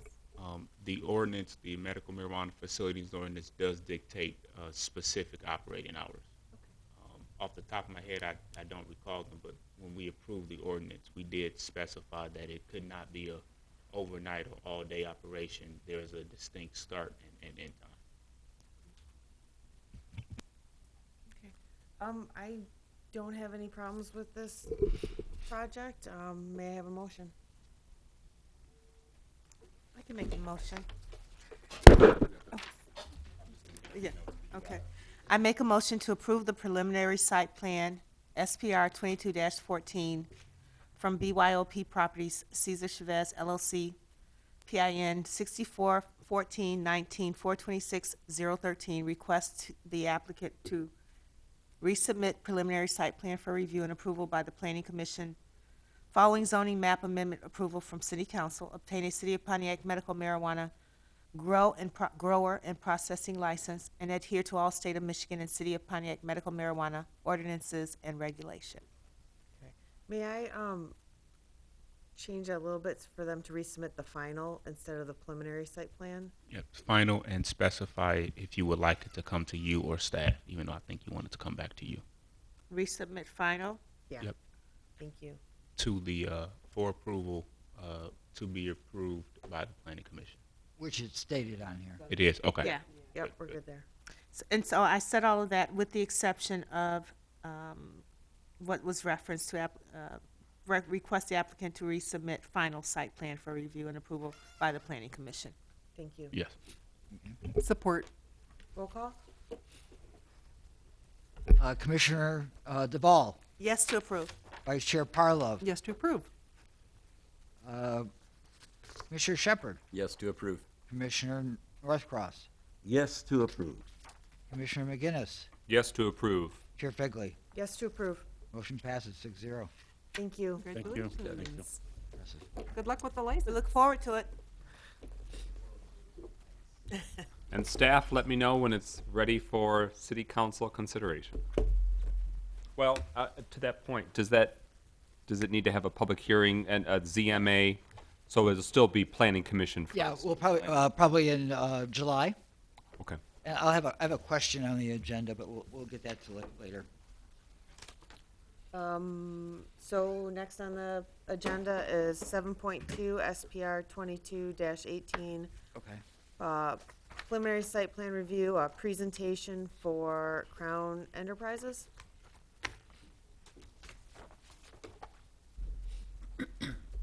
That'll be me here. I'm sorry, I'm just trying to. Sure. Okay. These two agenda items are presentation.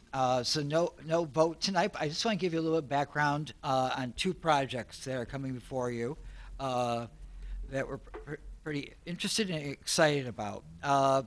The first project is in regards to, we did which you received in your packet here a technical review in regards to preliminary site plan review for Crown Enterprises LLC and also Zenith Concrete LLC. Crown Enterprise owns the property. They're at the end of Bradford. If you see on the aerial, the outlined in red, probably does not depict the full 10 acres, but it's close enough to give you an idea of where that location of that site is. It's a vacant parcel just north of, at the end of Bradford Street.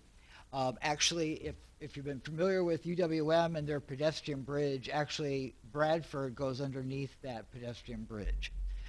So it kind of wedged in between UWM's corporate campus and its recreational complex. And what they're proposing, let me just back up a second. The property is owned by Crown Enterprises. The operator of the concrete batch plant that's being proposed is Zenith Concrete LLC. And we have been in conversations with them on a number of occasions. We've had some also preliminary discussions amongst internally in regards to our planning and also the fire department in regards to accessing this parcel.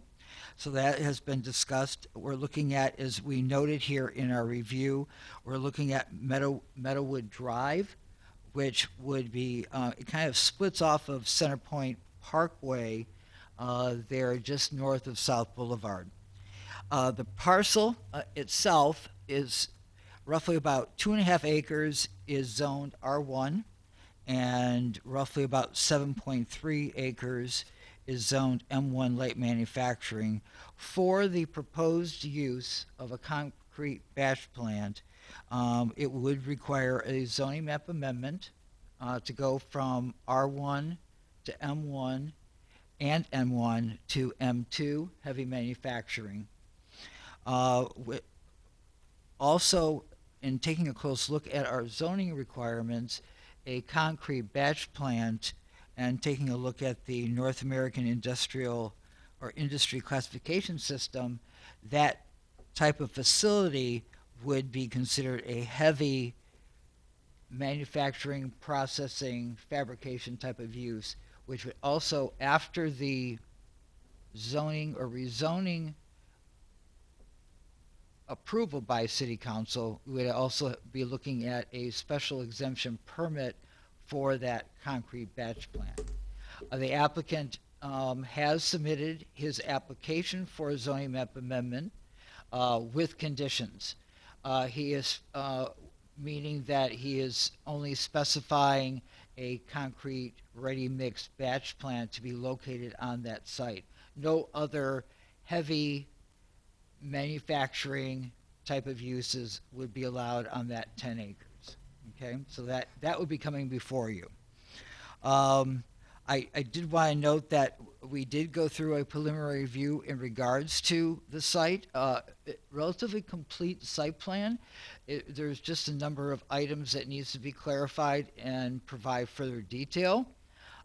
We also are looking at, from the drawings that we did receive, they're potentially, from what I'm looking at and what I'm reading, it would be a height variance of the proposed batch plant.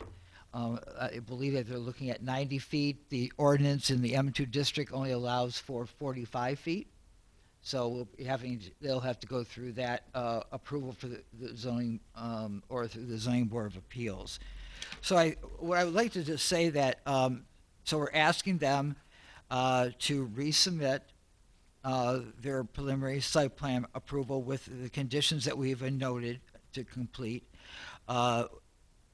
July is what we're targeting in regards to a zoning map amendment with conditions to an M2 heavy manufacturing zoning district. Following that, once that is reviewed and a recommendation is given by the commission, as you know, it goes on to City Council for, that recommendation goes on to City Council for their final vote. We would then bring also the special exemption permit for heavy manufacturing and fabrication and processing use, meaning a concrete batch plant. We've also asked, and we had discussions with them in regards to the overhead lines and easements that are on the site, to have conversations with ITC and also DTE in regards to running their truck and operation, not so much their operation, but mostly the truck traffic going underneath those lines. We've also asked probably currently right now, we'll be looking to get in further reviews from the fire department, city engineering, and definitely Oakland County Water Resource Commission. And also, as you know, through that area is the Clinton River Trail. Oh, sorry. That it runs right to the south edge of that site. And then you can kind of see, sorry. That's me doing Huh? Then why'd you give me this one? You can see the north. You can see the north spur, kind of veering off, circling, going up to the north, and also, like I said, the Clinton River Trail just traverses the southern edge of this 10-acre vacant parcel. So we would need to work closely. We've had some discussions with Clinton River the Friends of the Clinton River Trail, Oakland County Parks and Recreation, some internal discussions, but nothing has been finalized as of yet. So there is some hurdles here, but it can be worked through at the pleasure of the commission and also city council. We do have representatives representing Crown and also Zeus Concrete, if you would have any further questions, and I'm sure they could probably do a much better job of answering some of your maybe more technical questions you have for this facility. This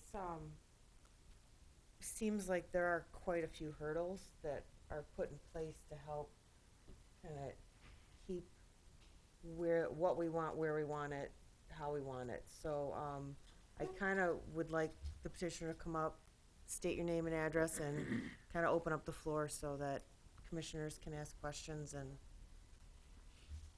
kind of get a feel for where we're at. Thank you.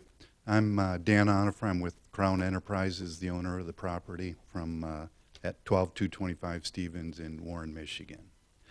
And Mr. Gustafson, you've done a nice job giving the highlights of our proposed project. And also with me tonight is Gary Kelly from the parent company is Hercules. And Hercules was a company that was started by our family of companies. It's related to ownership of Crown Enterprises. And it was recognized that Southeast Michigan needed its opportunity to be a part of the development of Southeast Michigan. And we've talked about a few projects here tonight, and we hope to deliver concrete made in Pontiac to these projects.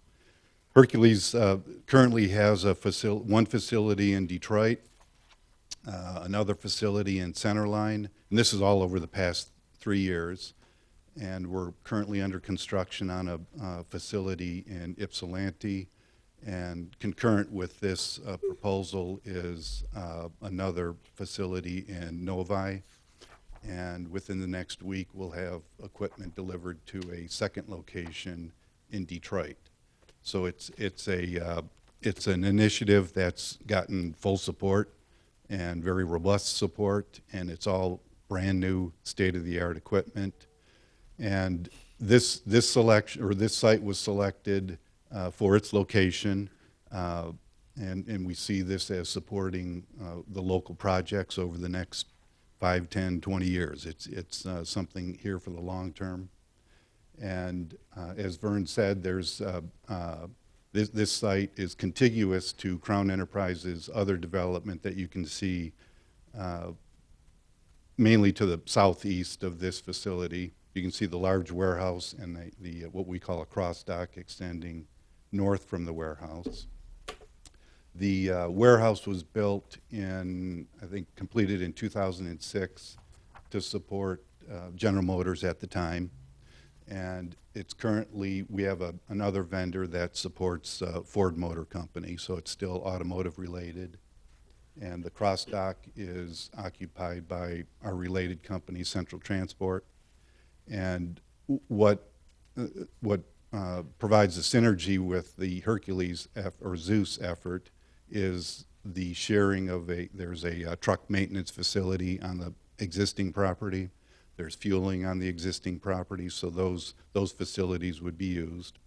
And secondly, as it was pointed out, this is, you can see on this aerial that there's currently 3 ingress-egress drives to the east, and there is one to Bradford, but most of the circulation does go to the east to either Meadow or Center Point. The site itself, as you can see on the left-hand side of the screen, the site plan has the plant, and this plant, as I stated, is all state-of-the-art equipment, brand new, and it'll be completely enclosed in a envelope that will provide all-weather protection for the quality of the concrete. The only thing that would be exposed, the elements that would be exposed, as it was noted, are the cement silos. They're 90 feet tall, and they're elevated above the load lane. So this puts them to the top of approximately 90 feet, and they're just cylinders. Also, to the southwest of the building, you can see a rather elaborate, you can see a kind of a rectangular with the separate basins. That's a truck washout. We all know that concrete trucks wash out, and they need a place to do this. So this is a rather elaborate construction that allows the trucks to wash out their product at the end of the day, end of the run, into a series of basins that clarifies the water. And at the last basin, there's a pump that circulates the water back for the washout. So it's a recycled system. And Mr. Kelly can comment more about the other equipment that they use, and it's all following the Green Initiative. To the north of the facility is, along the north border of the property, is the aggregate stockpiles, and those are fed into the plant via a exterior hopper and then conveyors that lead and penetrate the building envelope and are introduced into the concrete mix.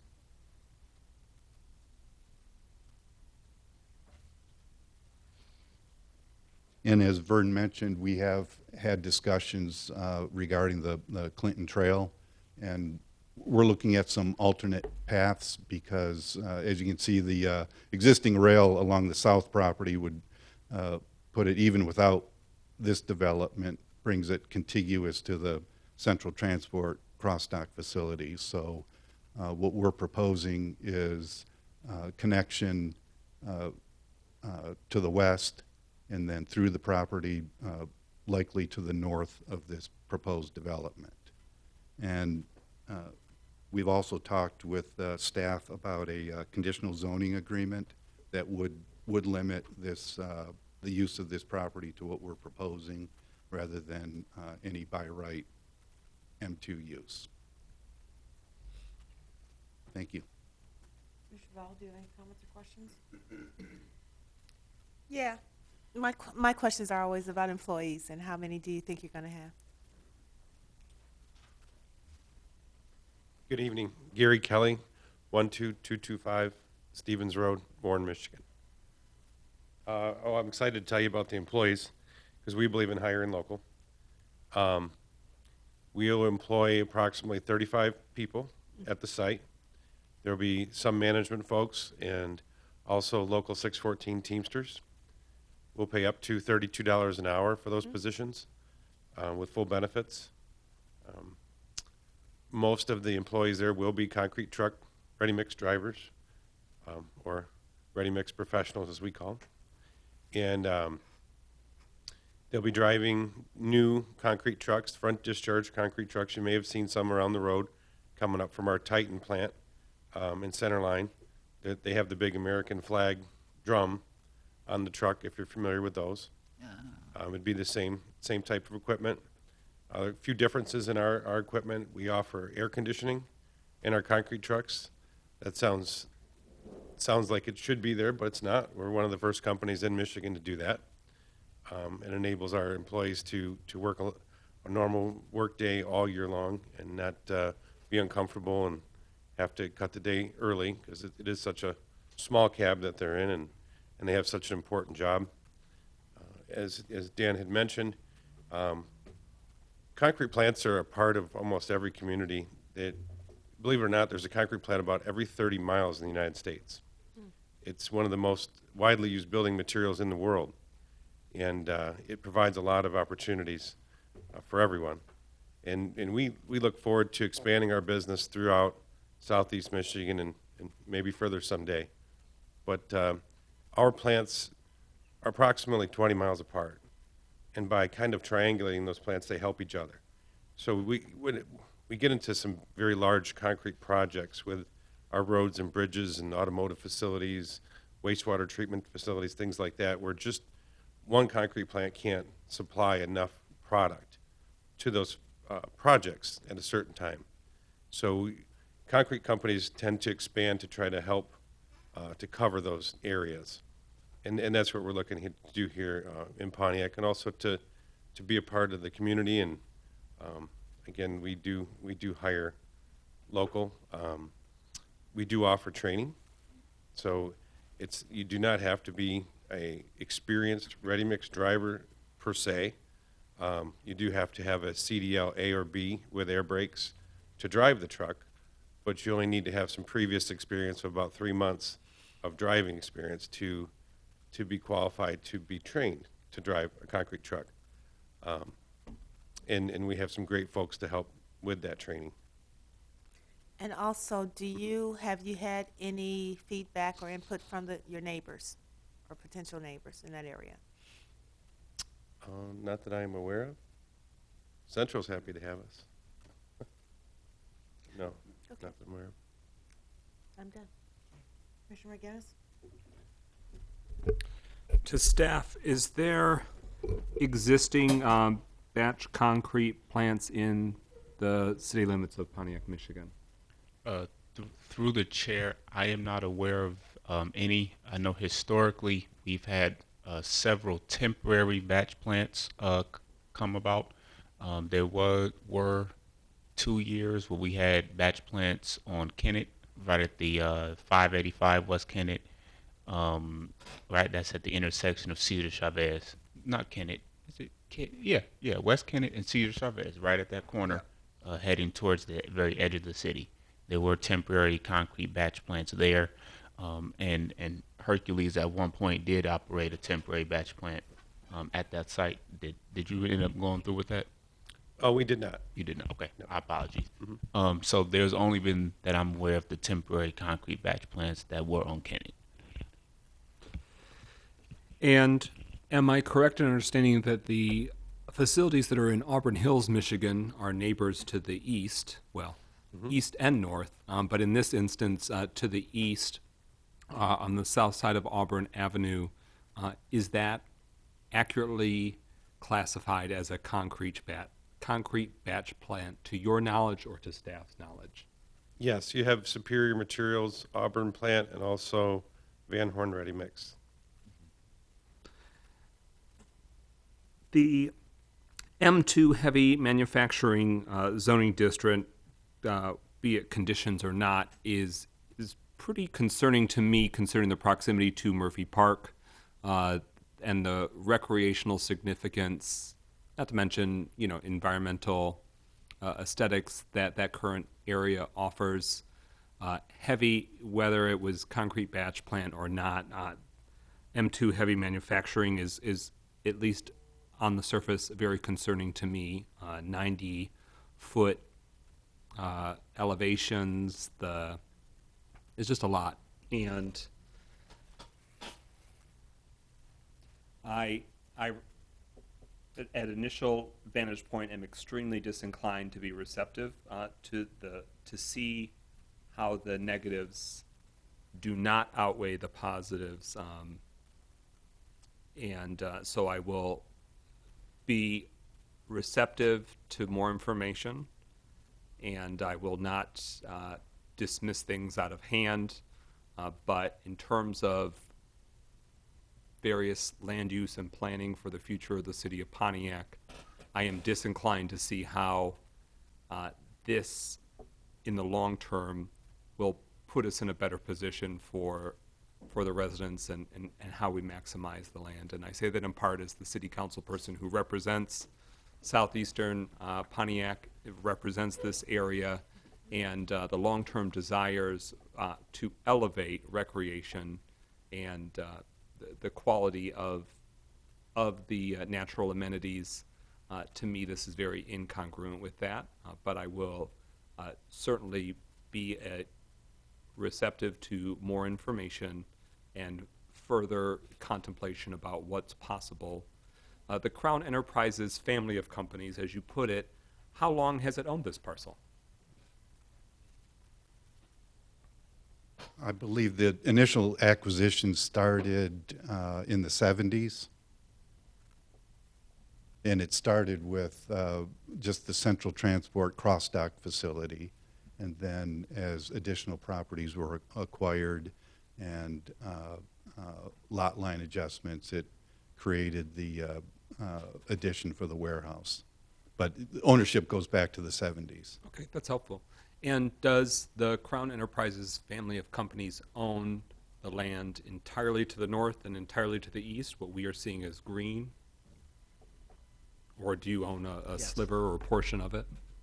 Well, ownership goes to approximately where the rail goes to the That north. spur that we see? Yes. Okay. And then to the west, this is the western limit of the ownership, and Murphy Park to the west of this.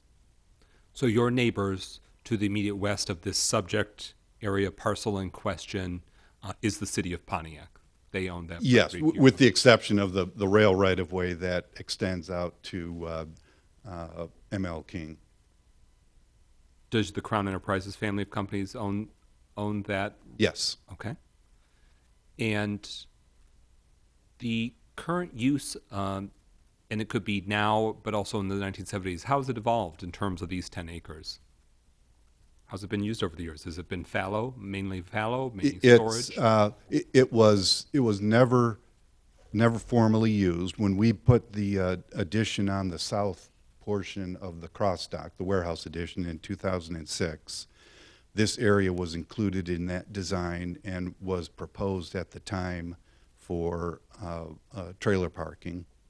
And currently, there's been some grading for that part of that effort.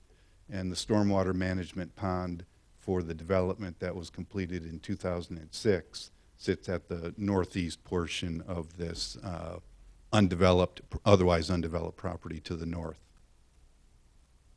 I understand fully how this would be a very strategic operational site for your operations, and I understand the need. I'm just trying to ensure that it's most strategic for the city of Pontiac. So I will continue to research and learn. No further questions.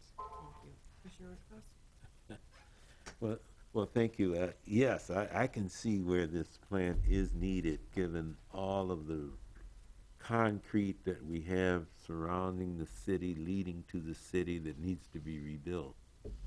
I guess one question I have is, what type of dust and other things are we looking at with this type of plant? And also do we have to look at increasing the number of times that we wash the roads and stuff to control the dust? Because I guess to the southwest there are a whole bunch of cars for United Right. Wholesale Mortgage, and Just wondering about your thoughts on that. Sure. What have you observed with your other plants? There's really two sources of dust. One would be via the silos, which contain the either the cement powder or the fly ash powder. That's completely self-contained, but it's introduced into the mix inside the building.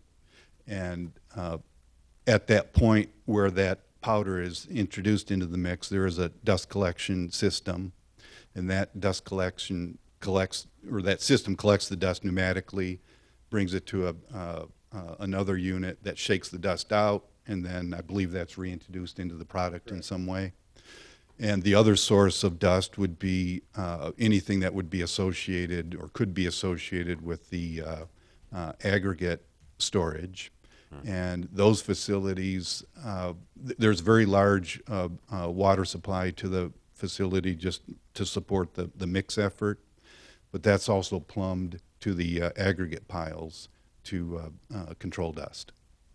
You spray those to keep that dust down? Yes. Huh. And as I mentioned, the facility just to the southwest of the actual building is where the truck wash facility is. There's a rinse down arch, and then in addition to the capacity to rinse the drums out. Okay. And how many? What type of traffic would we see? We would provide a traffic study to go along with it that would show, generally, we run up to 30 concrete trucks out of this facility. Of those 30 concrete trucks, they may take 4 trips a day each. So roughly 120 in, 120 out, over a called 12-hour day, maybe 10 per hour. Then you'd have some associated aggregate gravel trains that would bring in material, and also bulk cement tankers that would bring in cementitious materials throughout the day. But those are less frequent. Okay. And all of those are running about what type of weight? I'd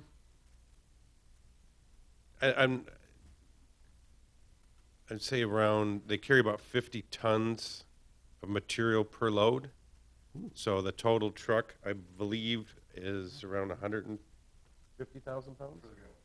Yeah, for a gravel train, about 150,000 pound total truck. Whoa. Oh, we're getting right up there with the old steel trucks, aren't we? Yeah, and the mixer trucks loaded are about 70,000 pounds. Okay. So has it been your experience that the roads immediately around your plants require additional maintenance? That's not been in our experience because we use concrete, which is very durable. Okay. I was thinking the public roads. And I was thinking some of the old steel, some of the old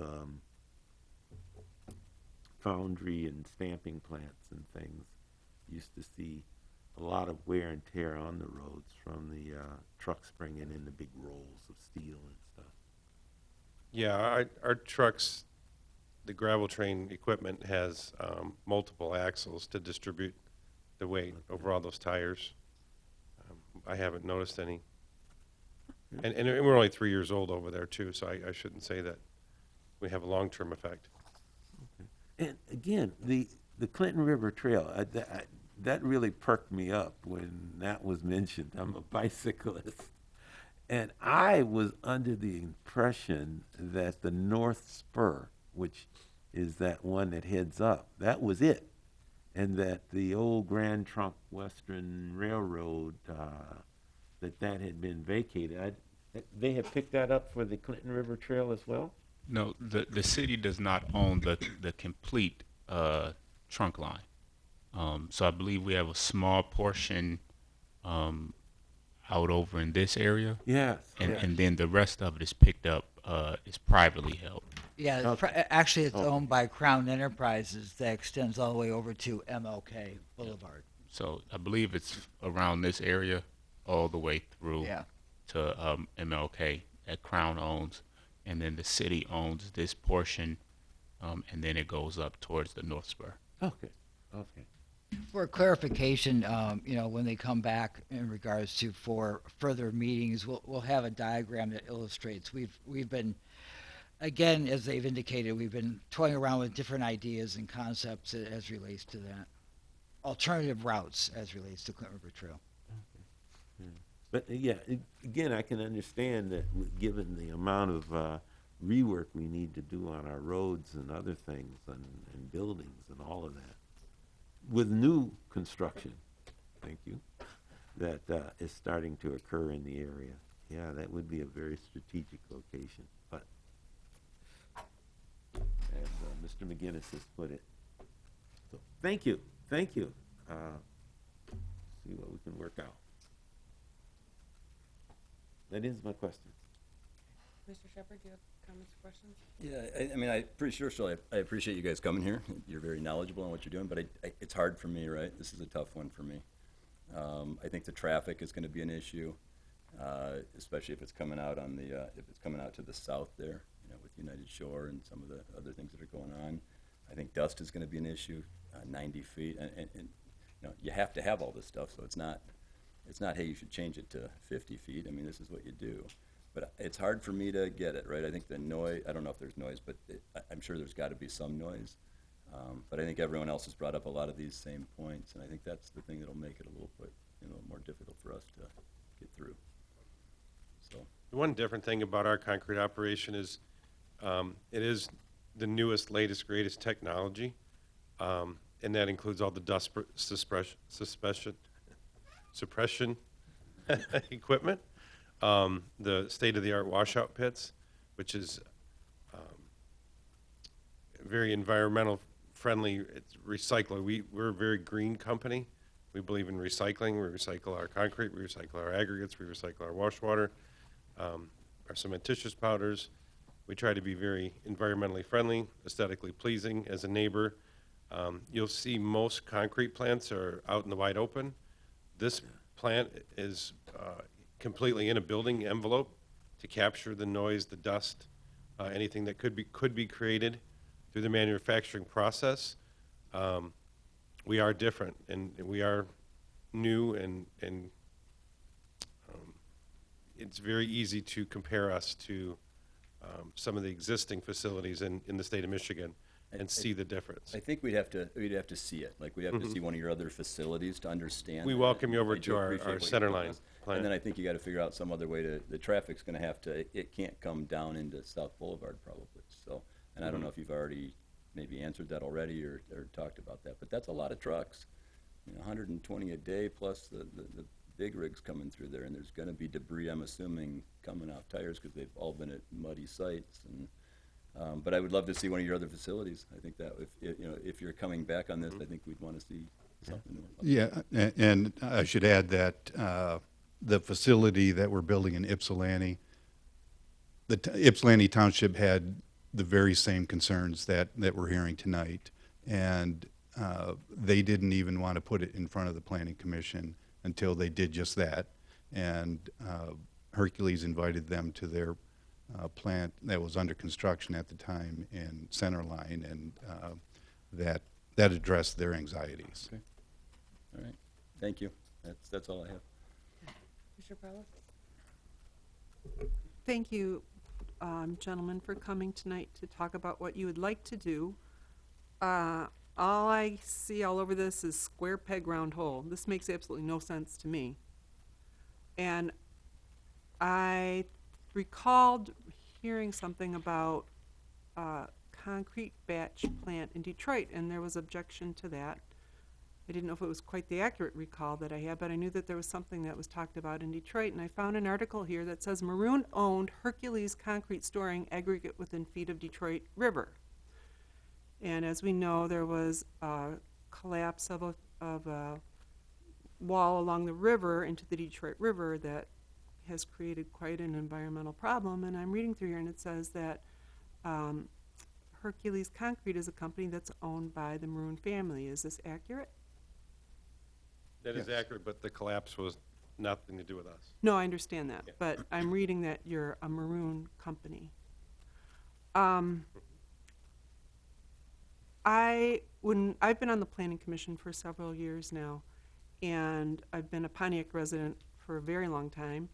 And one of the things that happened when we did our last master plan update was this area along South Boulevard has become a focal point for growth and new businesses that are not heavy industrial M2 businesses. Rather, our former mayor referred to it as the Diamond Corridor. And we've had a lot of investment, obviously United Wholesale, Williams International. There's been a lot of money put into this location, and to have how many tons of concrete are in a truck per truck? Concrete truck fully loaded is about 70,000 pounds. Okay. I don't approve of 70,000 pounds of concrete driving up and down South Boulevard. A garbage truck's a little bit heavier. But not as frequent as what would be coming out of your plant. I just don't see this as a viable option. There's the Clinton River Trail there. There's a park there. There's all sorts of natural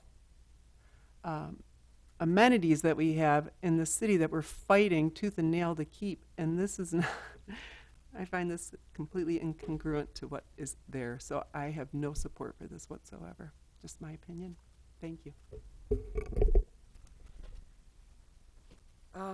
Yeah, currently this property is R1, M1. So we would have to go from those lesser usage or less intense properties to an M2, and then on top of that, do this special exception for what you're gonna have on that property.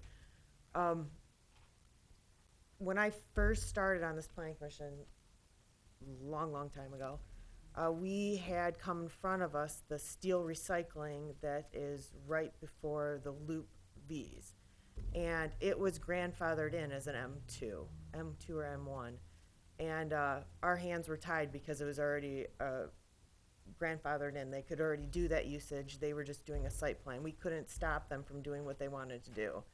And I had to sit here for months afterwards hearing residents come and complain about the dust from that steel recycling. I don't ever want to be in that position again. You have United Shore Mortgage there, who has a ton of employees. You have the soccer arenas from the United fields there, where the kids are outside playing soccer all day. You have the Murphy Park, plus the residential. There's a lot of people in this area. It is a densely populated area. It's not just industrial in there. I like Mona was saying, like Mike was saying, I just don't see this fitting in that area. It's heavily populated with a lot of people. And one of the special exemptions is because you have non-metallic mineral product manufacturing. This will be manufacturing. I don't see manufacturing going among an office commercial area, recreational area with residential. So that's kind of just where I'm at with this project. I don't know if anyone else has any further comments. In final comment, I guess I wanted to have my commission and the city to kind of hear what they're proposing, because they're, I think collectively I hear everybody's concern, and I have some concerns that maybe be different from yours, and same thing with my colleague Donovan Smith. I just wanted to propose it out there before we start to get involved, and at least let the applicant know what you're going to expect, because you're going through public hearings and everything else in the future on this project. You do have your right as property owners, and to go through that process, and we'll see what happens. But I wanted to at least let this forum kind of create an opportunity for that feedback, giving back and forth. And I'm not against this, I just don't think this is the site or the property with everything that's surrounding it for this, and that's just my personal opinion. I'm not against this being in Pontiac, I'm just against it being around that highly populated area. Yes. And I want to say I'm grateful that Central Transport and the Crown Enterprises family of companies is in Pontiac and is in this area. I have been back and looked at the facilities that you operate. You are a welcome addition and a long time part of the landscape of the Pontiac community. Through the further questions, I am interested to see what an enclosed facility means and the practical application of that. You've mentioned other innovations, but there are a great deal of concerns, and one of my largest concerns is the impact on the recreational value of Murphy Park, and I don't necessarily anticipate that there would be much immediate operational adversity with the large United Wholesale Mortgage complex, but I do think that depending on traffic, that there could be some roadway maneuverability that it is worth working through further. But I did want to say that not only did you mention that this has been in the family of companies for longer than I've existed on this earth, but that your facilities are obviously very successful, very long running, and are an aesthetic addition. They are a welcome addition, and it's just a matter of us wanting to be the most strategic with planning and land use on behalf of the citizens of Pontiac.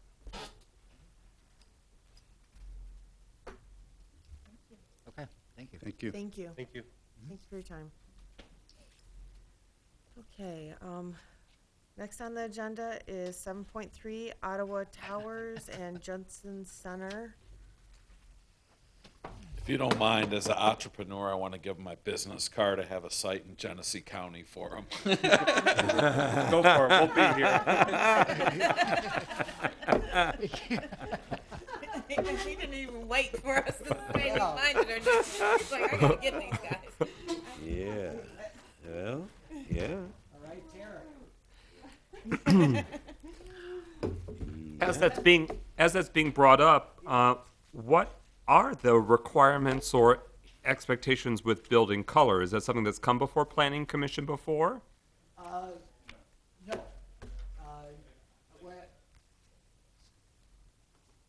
Okay.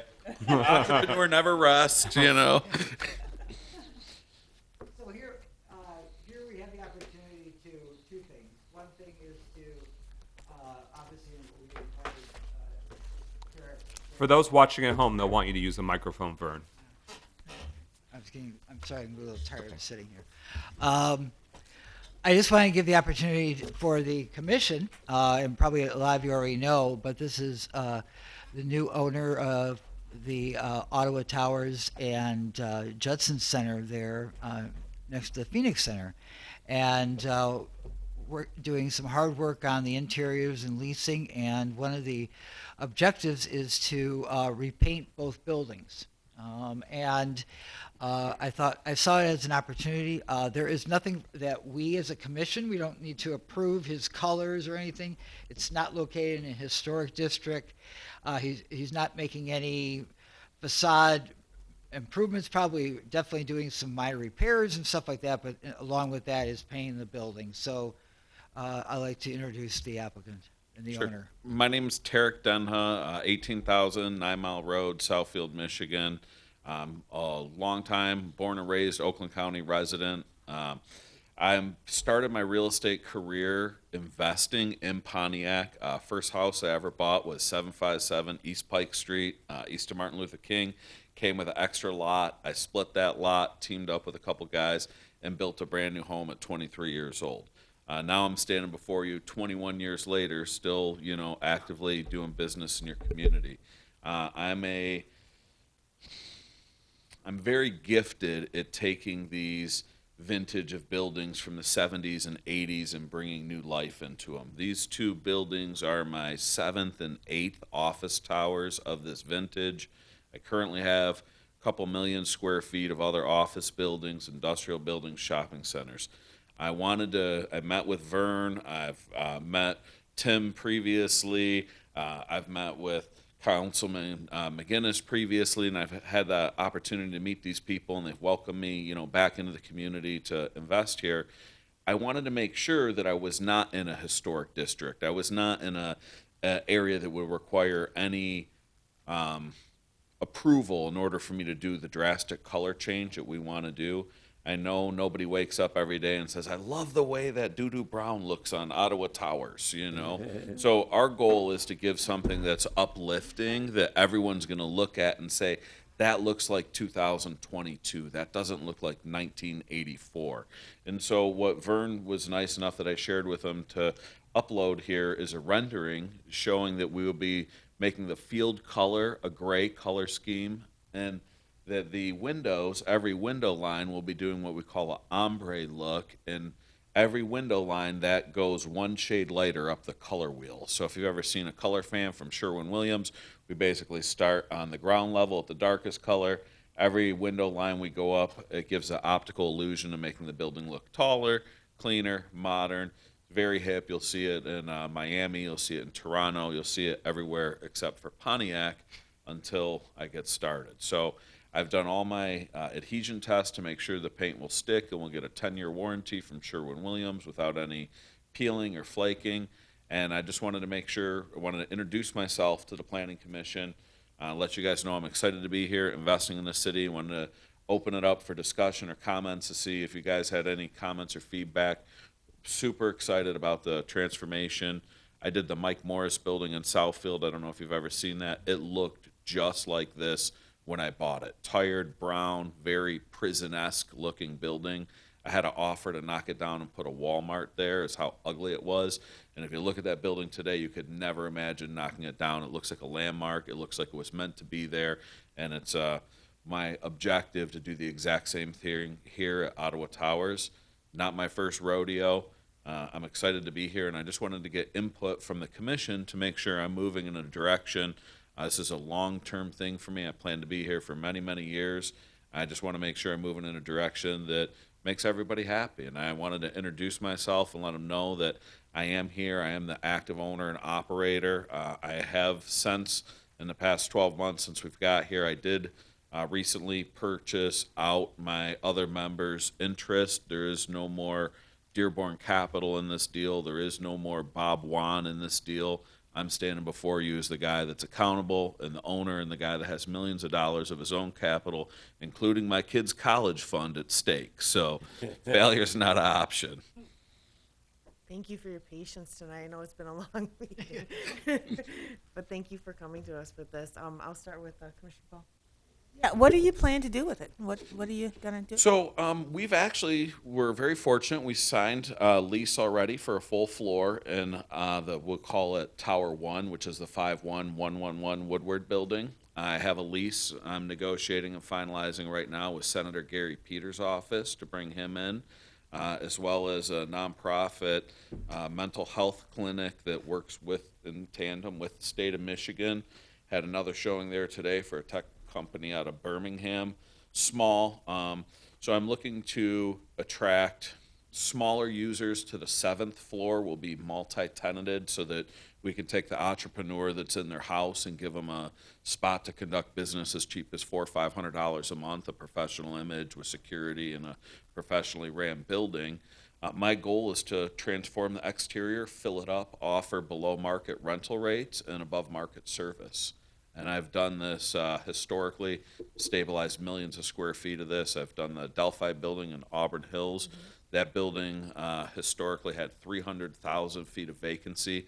I filled that in 14 months from the time I bought that building. So I'm very good at offering discounted rents and incentives and a full turnkey build-out package to attract tenants.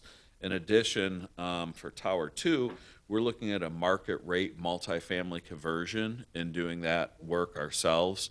I have 4 crews of guys that have been with me for many, many years, and so we self-perform all of our construction.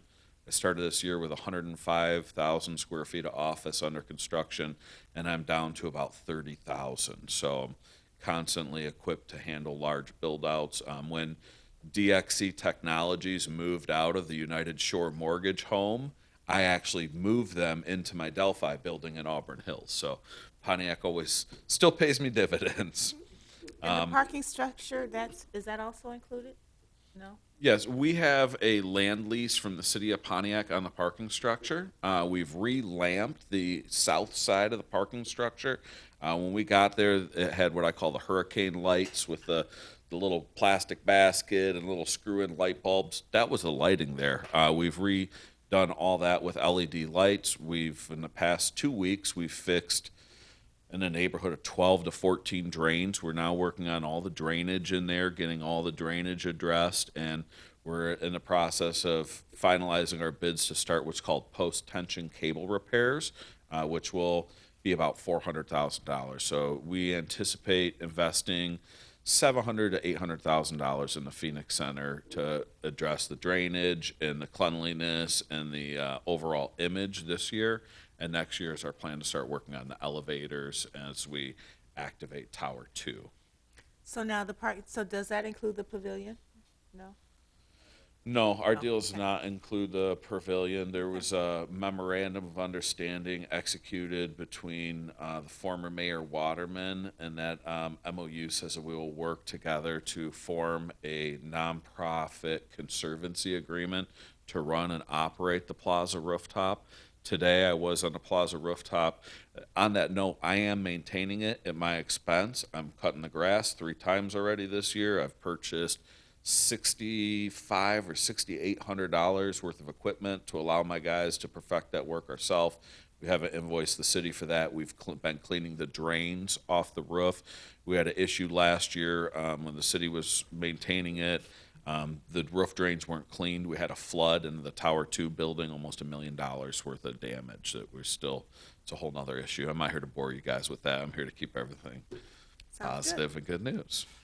I like it. I'm done. Okay, Commissioner Yes. I'm a big fan of the color. I think that what you're proposing would definitely be bold. It would be, I think it would be a positive enhancement for the downtown Pontiac skyline. This is a building that I can see from my house. This is a building that has a great deal of history, and I think that I'm very pleased to hear about your track record, not only starting in Pontiac's District 7 on East Pike Street, that's very fun, but in terms of the large, substantial commercial office spaces throughout the region that you have had firsthand in the driver's seat helping.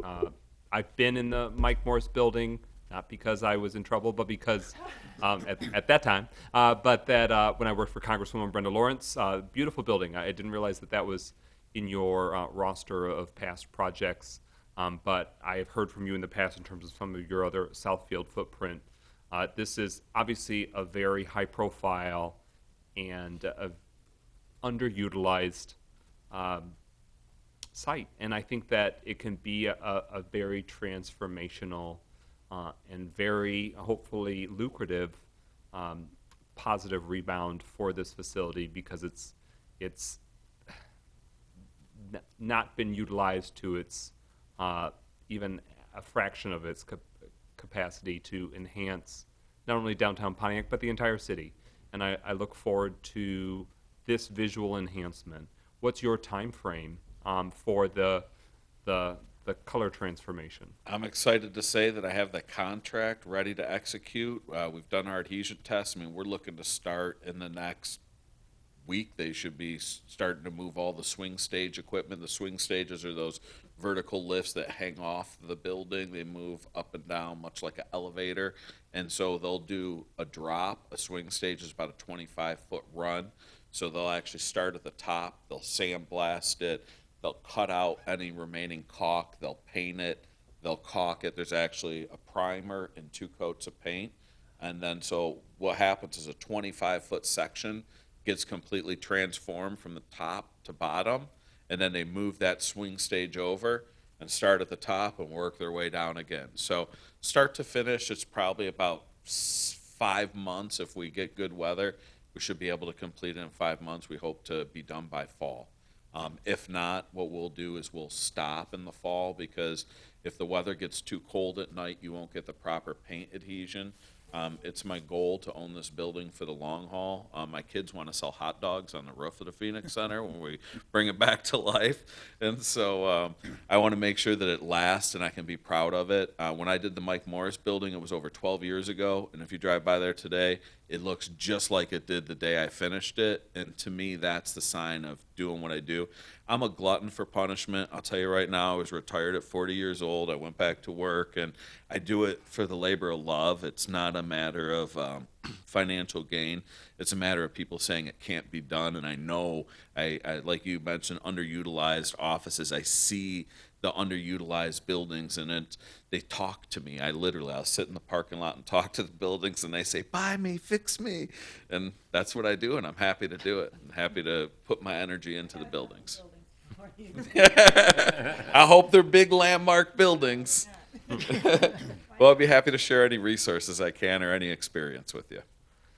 Well, and thank you for bringing it to the Planning Commission in the city of Pontiac to do that due diligence, but also to share and convey to us what is forthcoming. And my goodness, I mean, the way in which the Phoenix Center complex has been a symbolic and literal obstacle to greater flourishing of our downtown commercial district, but also the entire city. It is a project worthy of that dedication and devotion, and I do think that the dividends will be very substantial for the citizens of Pontiac, and I look forward to seeing the transformation and learning more about what is to come. Thank you very much for your time, and to echo the chair's comments, thank you for your patience. There's value and benefit, though, to sitting through the other proposals. It might even get some business out of it. I'll be honest with you, I'm happy to see a functioning city government, It means a lot to see the people here that genuinely care and genuinely committed to the city, because I was a Detroit landlord for many years, and I saw enough circus acts. And I purposely, for a year, made sure that I'd never introduced myself. I never came out in the public light, because I never wanted to be part of my mouth, but I never want to be involved in a circus. I'm a guy that like to fly under the radar, and when I was a kid, my dad said, don't tell me what you're going to do, show me what you've done. So if you walk in the first floor of Ottawa Towers, you'll see what I've done compared to what it used to look like. If you walk in the 8th floor up there, you'll see people up there. There hasn't been people on the 8th floor of that building in 12 years, and so I'm bringing in Senator Peters' office, many other people. Again, like I said, when I was a kid, my dad said, don't tell me what you're going to do, show me what you've done. My track record speaks for itself. And I will say that I think the Pontiac community is hungry to learn about those new tenants that you secure. So don't be shy or bashful about communicating that to staff or to civic leaders, so we can amplify that, because that momentum begets more momentum. People are like, oh man, something's going on. That's the place to be. And so that's what we want for downtown Pontiac. That's what we want for all of our commercial corridors, that to leverage that positive growth and that relocation. In one of my other day jobs, I'm the executive director of Berkeley's Downtown Development Authority, and it is extremely powerful for us to amplify when a new business locates in our downtown. So that way all the other businesses or people that are looking to open up for the first time, they're like, something's going on there. I want, that it's fertile ground. And so as much as we can piggyback on the hard work that you're doing, that it can benefit the ecosystem of downtown Pontiac and the entire city, because as we've seen with substantial developments that have come before this planning commission in prior years, and I look forward to more coming before us, that leads to more progress. It leads to more potential development, as, to your point, it's demonstrated that government is in the position to be able to handle and consider it professionally and fairly, that the business climate is there, the consumer sentiment is there, the employee pool is strong. We want to reinforce that with every new or expanded project, and that's inclusive for what you're offering, which is really a constellation of companies, a constellation of tenants, even if it's not one big kahuna, one big fish. We've seen that, for example, with Mr. Shepard's building, with the Riker building, that it can be leveraged very effectively for the region to take a renewed look and renewed notice of Pontiac and of our downtown. No questions. Thank you. Commissioner Rosas? Welcome and thank you. Boy, okay. Good comments. I just have one question. How do you apply all that paint? Is that an airbrush or? Oh, absolutely not. So the process will involve, for starters, it's power washed with a sandblast media. So as opposed to just an air compressor sandblast, imagine your power washer you clean your deck with. Instead of having soap, a little bottle of soap that you spray, it's a bottle of sand. And that sand mixed with the water will take off the existing paint. And then we roll on primer, and then we roll on 2 coats of paint. So there's no spray. It's all a rolled application. Any spray, when you get 80 feet in the air, will blow all over the place and be a disaster. Yeah. Okay, thank you. Thank you. I was just wondering about the process. And the paint's bought at Sherwin-Williams in Pontiac, by the way. And the sand that's used how is that captured?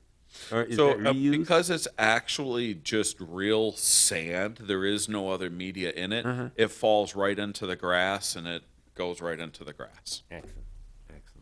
Actually, it would be the east side of Tower 1. There's a roof drain, which even though we don't control the plaza rooftop, we replaced that roof drain a couple weeks ago. And so we'll have to cover that area with plywood to make sure no sand gets down into that drain. But these are all things that we deal with every day as professionals. Wow, that's quite an undertaking. Thank you. Thank you for answering my questions. That does it for me. Thank you. Commissioner Shepard? There are very few people I know that we should have here doing this project. So, I mean, I've known Tarek for a few years, and I think we've all tried to get him here.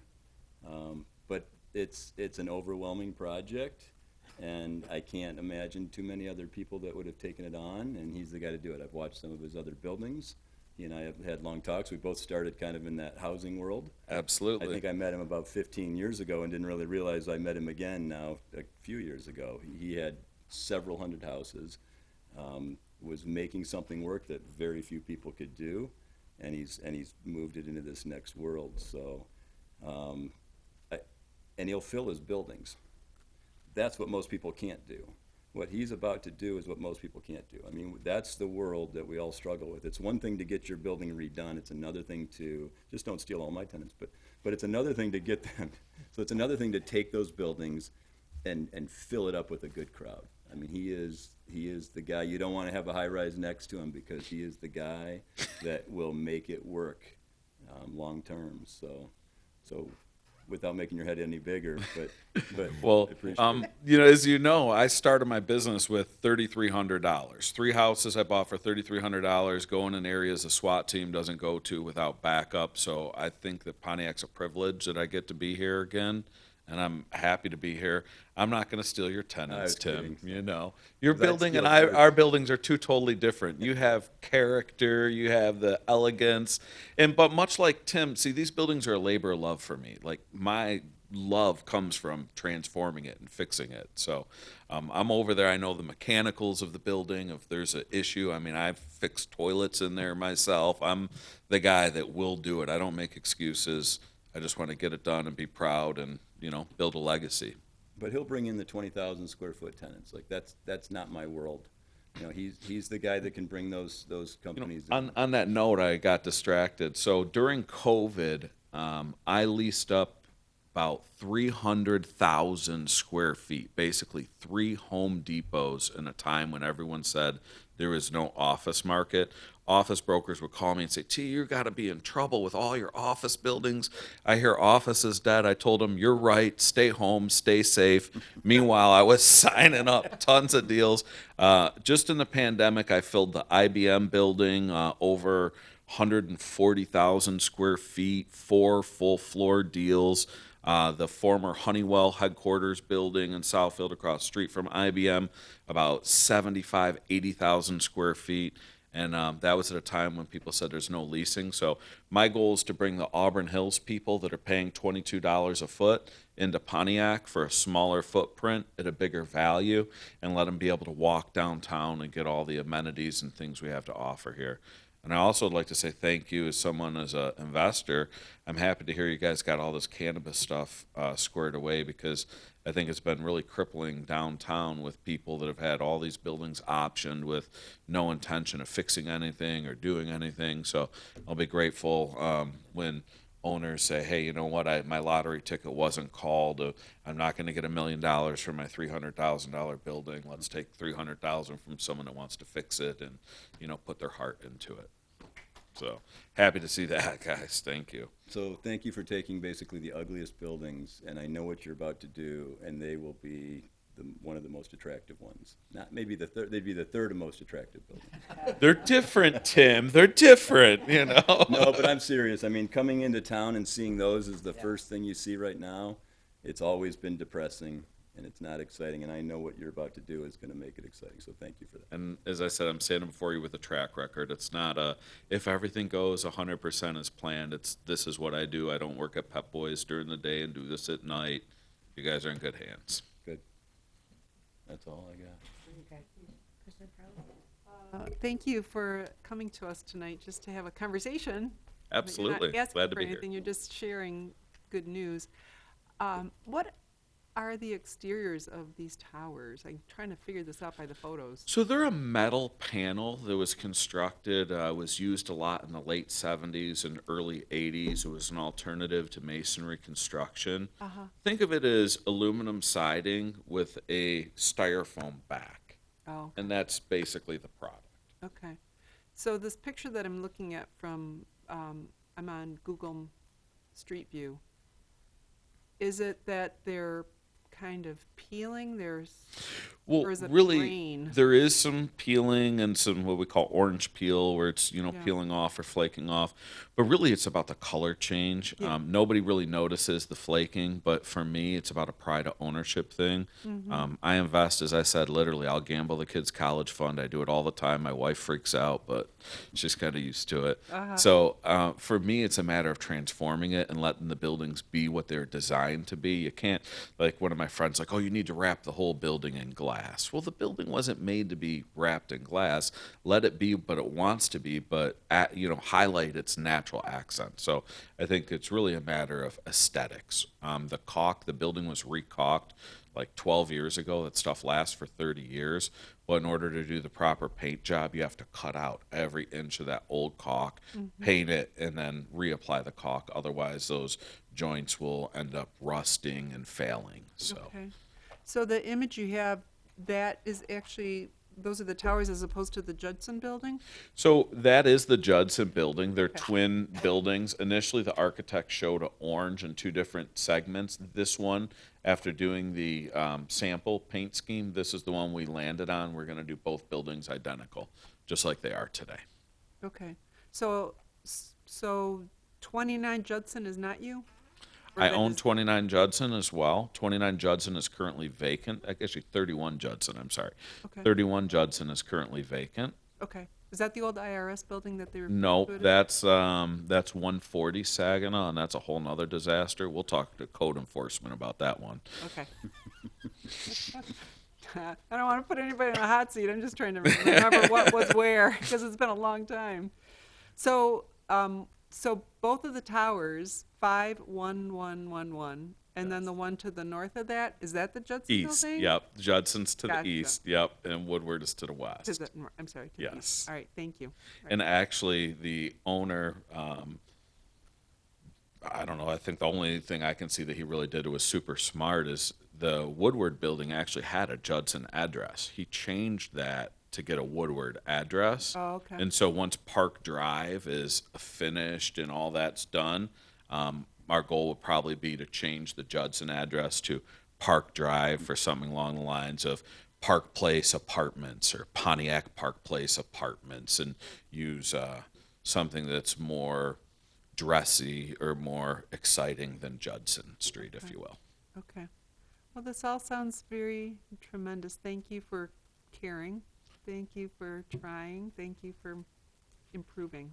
We Thank you guys appreciate for it. welcoming me. Proud to be a Absolutely. part of it. Great, thanks. You will be seeing each other a lot. Good. And again, like I said, I'm just happy to be part of a city that's functioning. We're happy you're here with us. Thanks. Yes, Pontiac is open for business. And I tell all my friends that, honestly. I tell everyone, I'm like, things are going, things are moving, but thank gosh for that cannabis stuff, because I think that really is going to bring a lot of other business here that people have just been roadblocked. Mhm. Great. Do you have Thank you all very much. Thank you. Appreciate your feedback. Thank Thank you. you. Great. Thank you so much. Okay, I guess next on the agenda is public comments, if anyone has anything that they would like to share. Yes, Vern? I do have a question I would like to just ask. Our next planning commission meeting would be July 6th. Is that a date that could be difficult to get a quorum or not? Or you would like to just I keep will it be on the available July 6th. I'm not sure what everyone I'm else's available. schedule is. I'm here. All right. Okay. Well, we're going to leave it for the 6th. Thank you. Okay. That was it from my end. Are you still looking, Commissioner Northcross? I am, and I plan to attend. All right. All right, if there are no public comments, I do want to just, then- since she's here, I want to acknowledge that my colleague from the Pontiac City Council, the Honorable Kathleen James from District 4, is with us this evening. And we said it during our special meeting, May 23rd, when we heard the shores of Crystal Lake, but since this is our formal meeting, I just wanted to, on behalf of the citizens of Pontiac, thank Lucy Payne for her service on the Pontiac Planning Commission.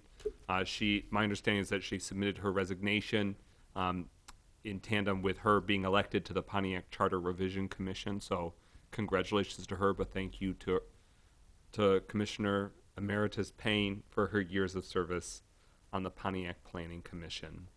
We did have the second reading of the zoning map amendment with conditions for West Lawrence Street that was adopted by the Pontiac City Council.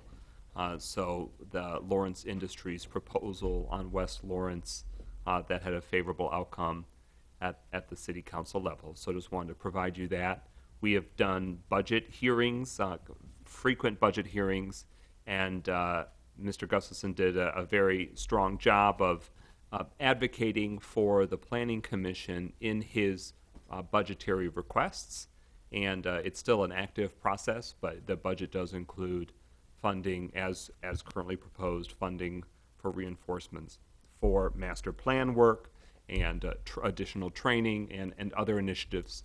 So I just wanted to share that since it's in the purview of the Planning Commission and your flourishing and succeeding.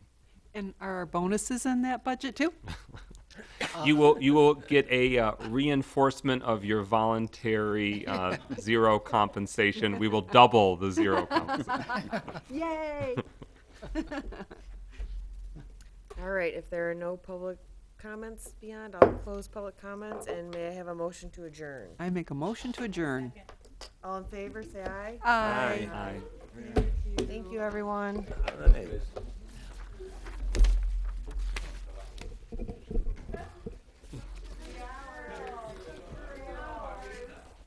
there a process where we can offer that concrete plant, maybe some other alternative property?